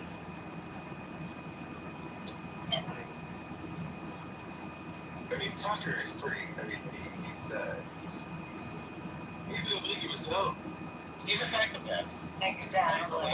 Yeah, there's nothing else to call him. And I feel badly that I once thought that he was a decent broadcaster. I did. I don't mind admitting when I'm wrong and when I've misread something, because I want to fix that. I want to see things clearly. And I think this is one of the great superpowers of Israel, is that it doesn't lose a war and then say it won. And it doesn't make a mistake and say, well, everything is fine. And, whatever, on Israel high. They say, in the case of, say, Gaza, they say, we had a philosophy. We had a war strategy of deterrence, and it didn't work. They were undeterred. And so now, if they make a threat and they have the ability to carry out that threat, we're going to remove the threat. And that's what you're seeing happen. That's what other people are calling genocide, which is what it isn't, because we're doing everything we can to keep the non-combatants alive. As many non-combatants as there are, they're kind of hard to find because the terrorists deliberately blend in with the population. So it's sure.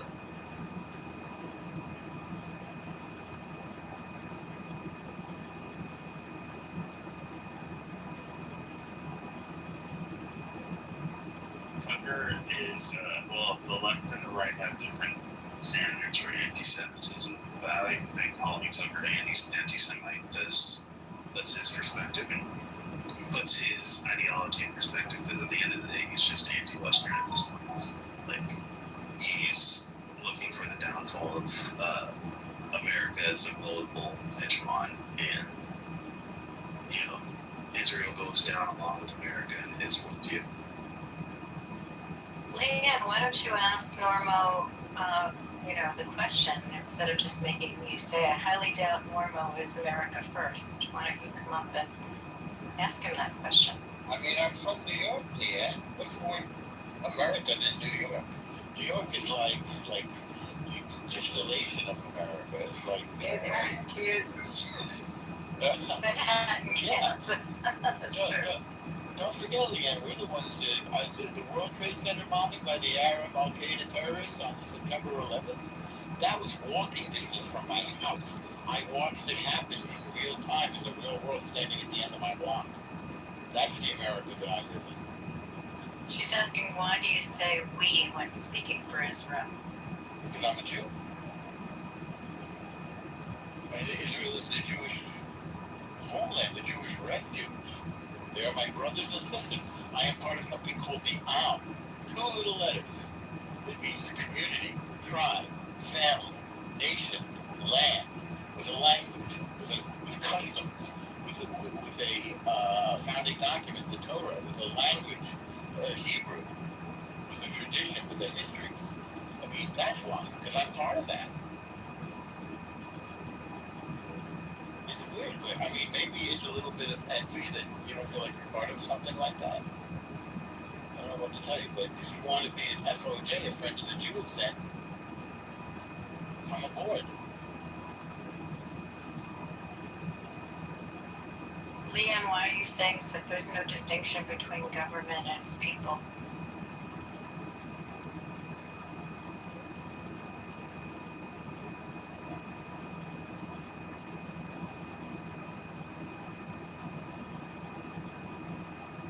Carry on, Alan. I just wanted to...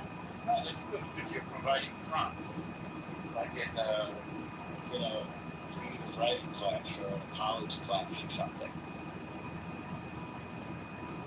So is there any, you know what I missed yesterday? This is how out of touch I am sometimes with local. I completely missed the Empire State Building thing yesterday until it was all over, and in one of the rooms, one of the people said, turn on the television to see what's going on. Well, they're in a lot of trouble now. What happened? That's right. Oh, you don't know this guy? No. So 2 wackos, I think they are of Russian origin now in this country. They climbed to the top of the spire, the antenna on the Empire State Building. Oh, wow. And they stay there a significant amount of time, too. Okay, yes, okay. I saw that. I didn't know exactly what it was. I didn't actually read. I wasn't invested enough to read it. Just... It gives me vertigo just watching the thing on television. We watched it. You watched it on TV? Yeah, I watched it on TV. It's unbelievable. And apparently they do this a lot. They climb to these really crazy, outrageous, like cranes and other buildings. I mean, how'd they get up there? And they have a Netflix series. I guess you know this. That's correct. They're like extreme climbers or something. They're extreme in a lot of things, yes.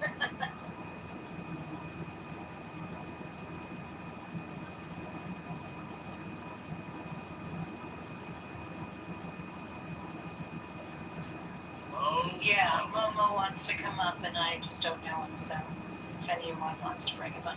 I did. Momo. Why do you always?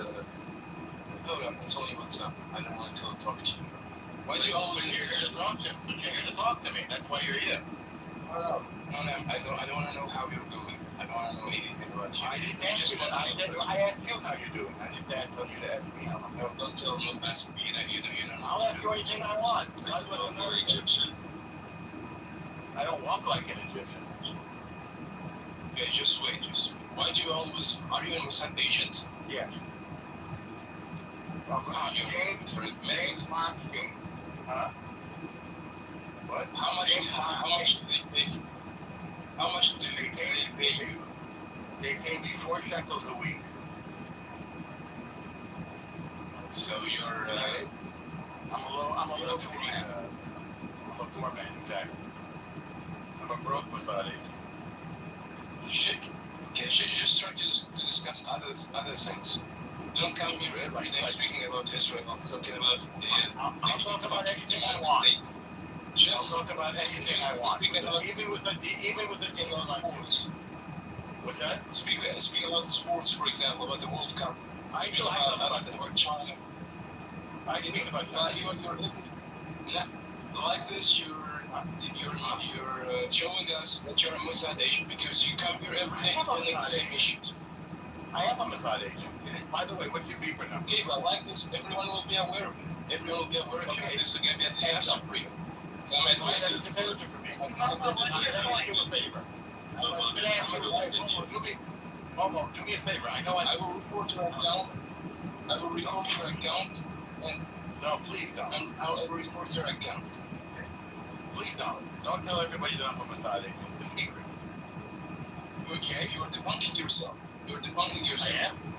I'm debunking. Yes, every day, 24 hours a day on the application, in many rooms defending your demonic state. Yeah, but should you defend Israel? Should you defend Egypt or Syria? Yeah, shut my brother. Talking to him. Don't be rude. Don't use a vulgar potty mouth, please. No, I'm advising you to be a successful Mossad agent.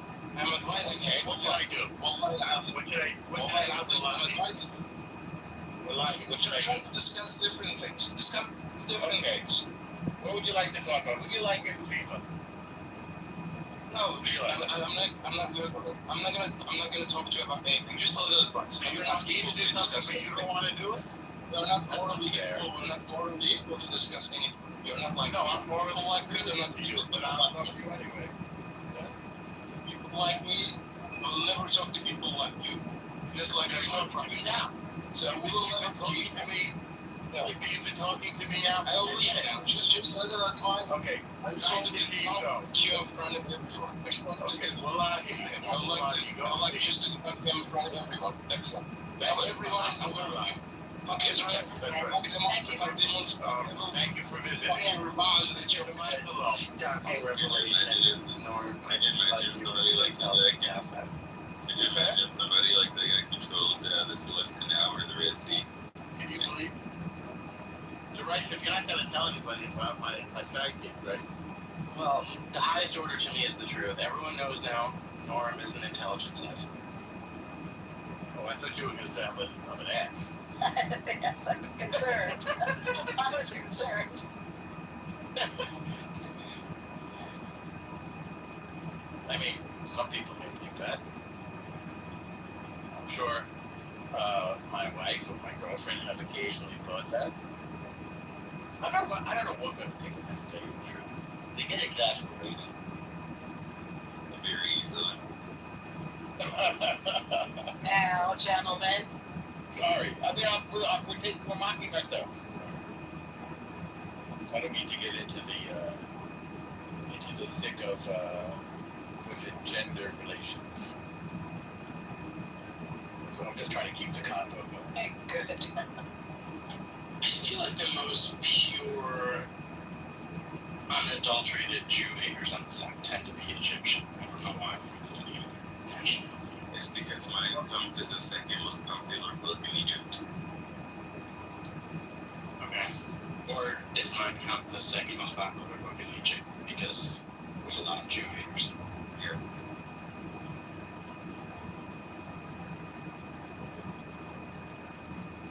The competition is fierce for the worst Jew hater.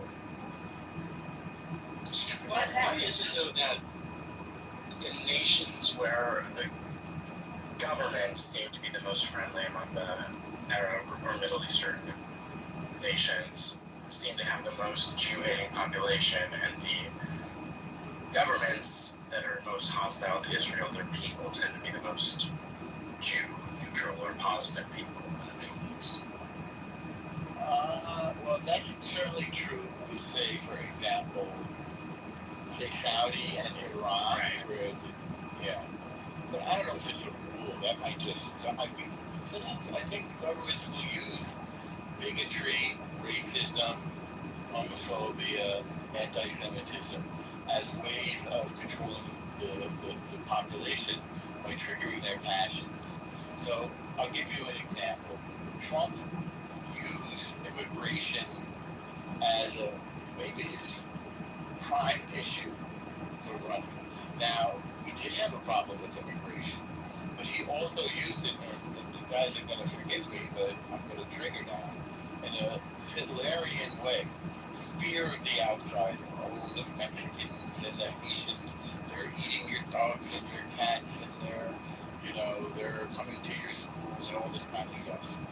He did that. That's it. And now he's going to use, I promise you there'll be trans on the campaign trail coming up for the next election. So they're using homophobia and xenophobia as methods of controlling the population. And when the citizens revolt, as they're doing in the IRGC, then they just don't buy anything that the government is saying, and they do exactly the opposite of what the government says. So the Islamic State is saying hate the Jews, and the people say we don't hate the Jews, actually. As they said in Farsi,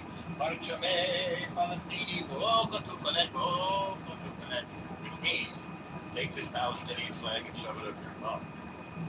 That's what they think. That's what this argument. Thank you, son. Usually it's the Iranian people who laugh at that.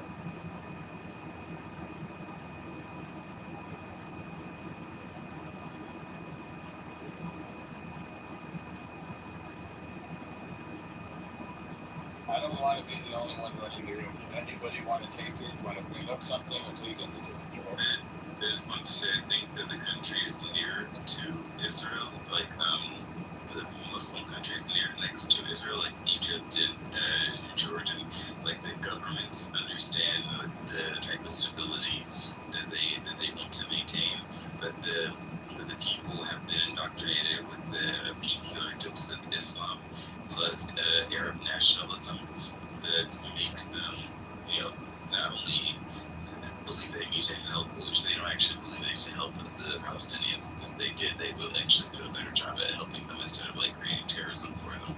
But they believe that all Islamic land is theirs, like in the area, and that Israel is the Jews have stolen Islamic land.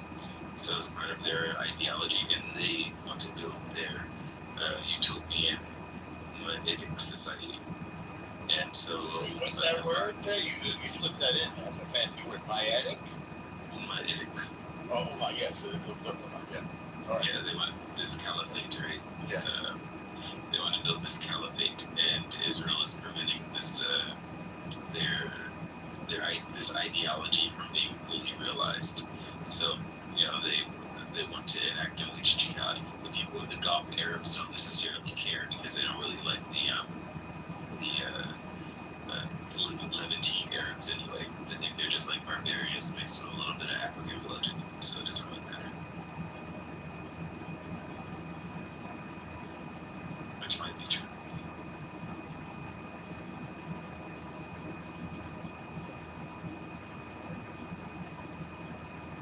Pepe, what controversy do you want to start?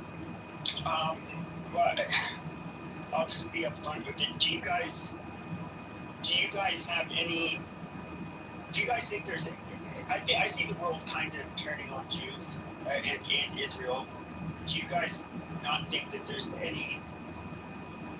Do you guys have any idea why? Or do you just blame it all on everybody else? So I think that you guys, I think Jews and Israel are they don't really see how others see them. And I think it's a huge blind spot. I honestly think they just have the worst optics ever. And why are people racist, Pepe? Why are people anti-Asian?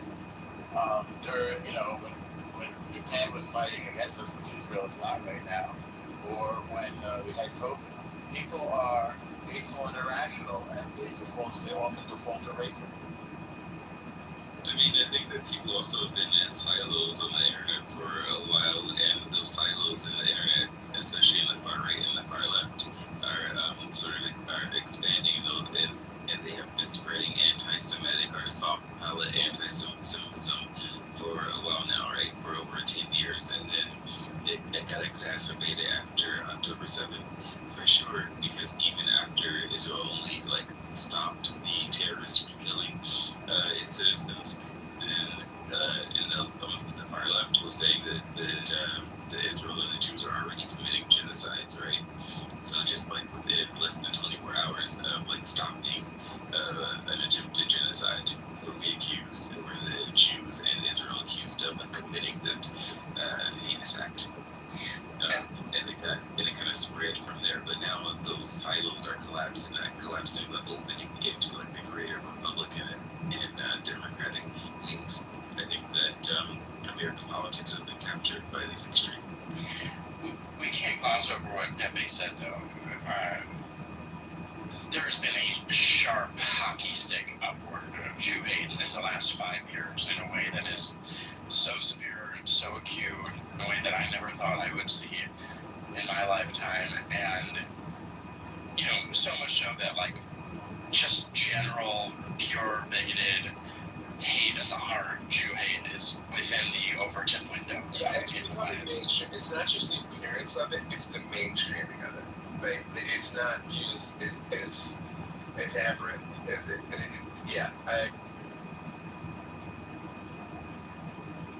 As a pastor, may I call you a pastor? Is that the correct term? Yes, sir. As a pastor, I don't know what else to call you. How do you respond to that? I think it's sin, but I think it's sinful. I think it's terrible. There's a great quote by Karl Barth, my favorite theologian. It said, "Anti-Semitism, in all its forms, is repudiation of the grace of God." That's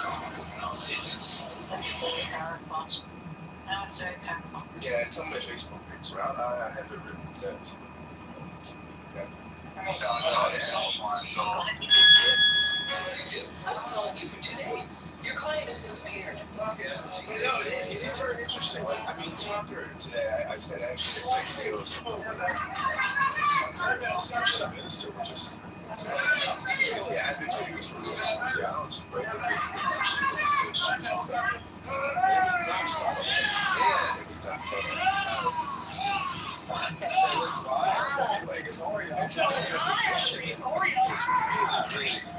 Those things of course, anti-Semitism is wrong because it's wrong to hate anybody because of their blood or anything. And then he'll go on to do all these sort of anti-Semitic tropes, but then he'll qualify it but I'm not an anti-Semite, just and of course Fuentes, and then he gets on. He had this pastor, Doug Wilson, who's kind of a nut job, a Christian nationalist, a smart guy, but a nut job. And Wilson was like, well, Fuentes is kind of like the guy with one clean shoe. He does get it right about the systemic discrimination against white people, but then on the other shoe, he's got dog dirt. He's got dog poop, and some of the misogyny and other explicit racism. But it's just, it's just interesting the stuff that's getting mainstreamed, right? The stuff that's subtly becoming, and I do think this is one of the worst effects of Trumpism, right? Like, it's not so much the policy stuff that's the worst. It's the normalizing stuff, right? It's the having Nick Fuentes at Mar-a-Lago and stuff like that. It's stuff that's let out of the closet a little bit, right? I mean, that I think is the stuff where it's tough to get stuff back in the toothpaste back in the tube. Did you? I mean, I listened to parts of that. Where he said, I don't even know what the fuck the guy was. I feel like he's just a writer. But he's Chicago Mayoral candidate shot Kitover running on February 23rd. He's from like a couple days ago or something. Yeah, he's the guy with the beard, kind of overweight. Yeah, he's a pastor and a very smart guy. He started a church in Moscow. I know people from that church.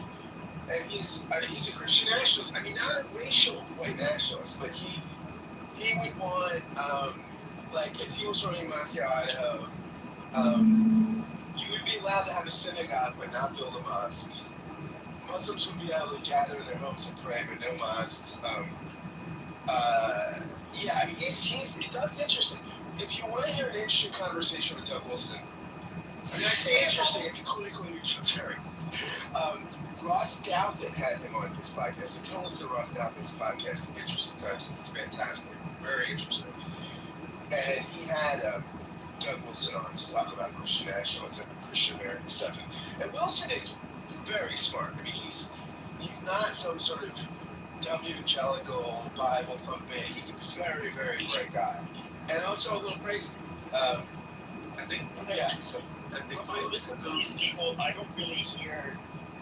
I mean, I was raised Catholic, but I don't really attend church or anything like that. But none of the stuff they say, generally, it's to combat Christian nationalism, and I don't really hear anything that is incorrect. It might be impolite to say to a Jewish audience, but it's not.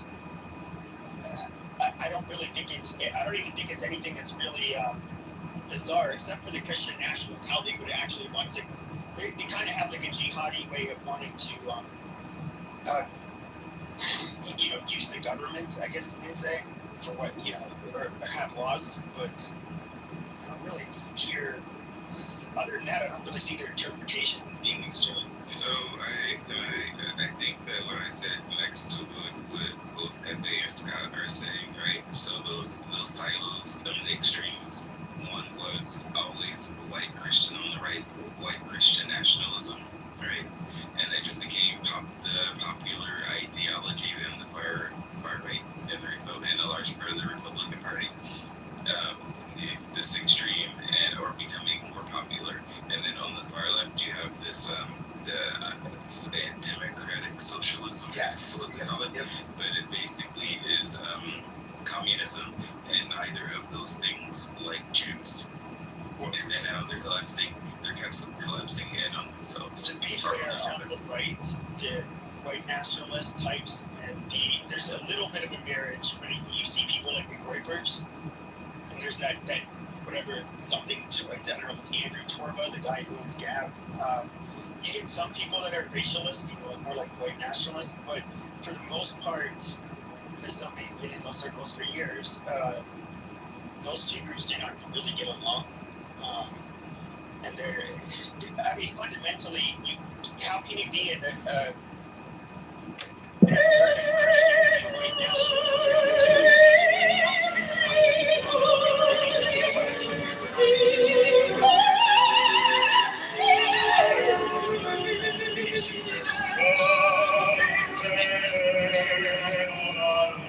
I don't think they're white nationalists. I think that they were like the forefathers of white nationalism.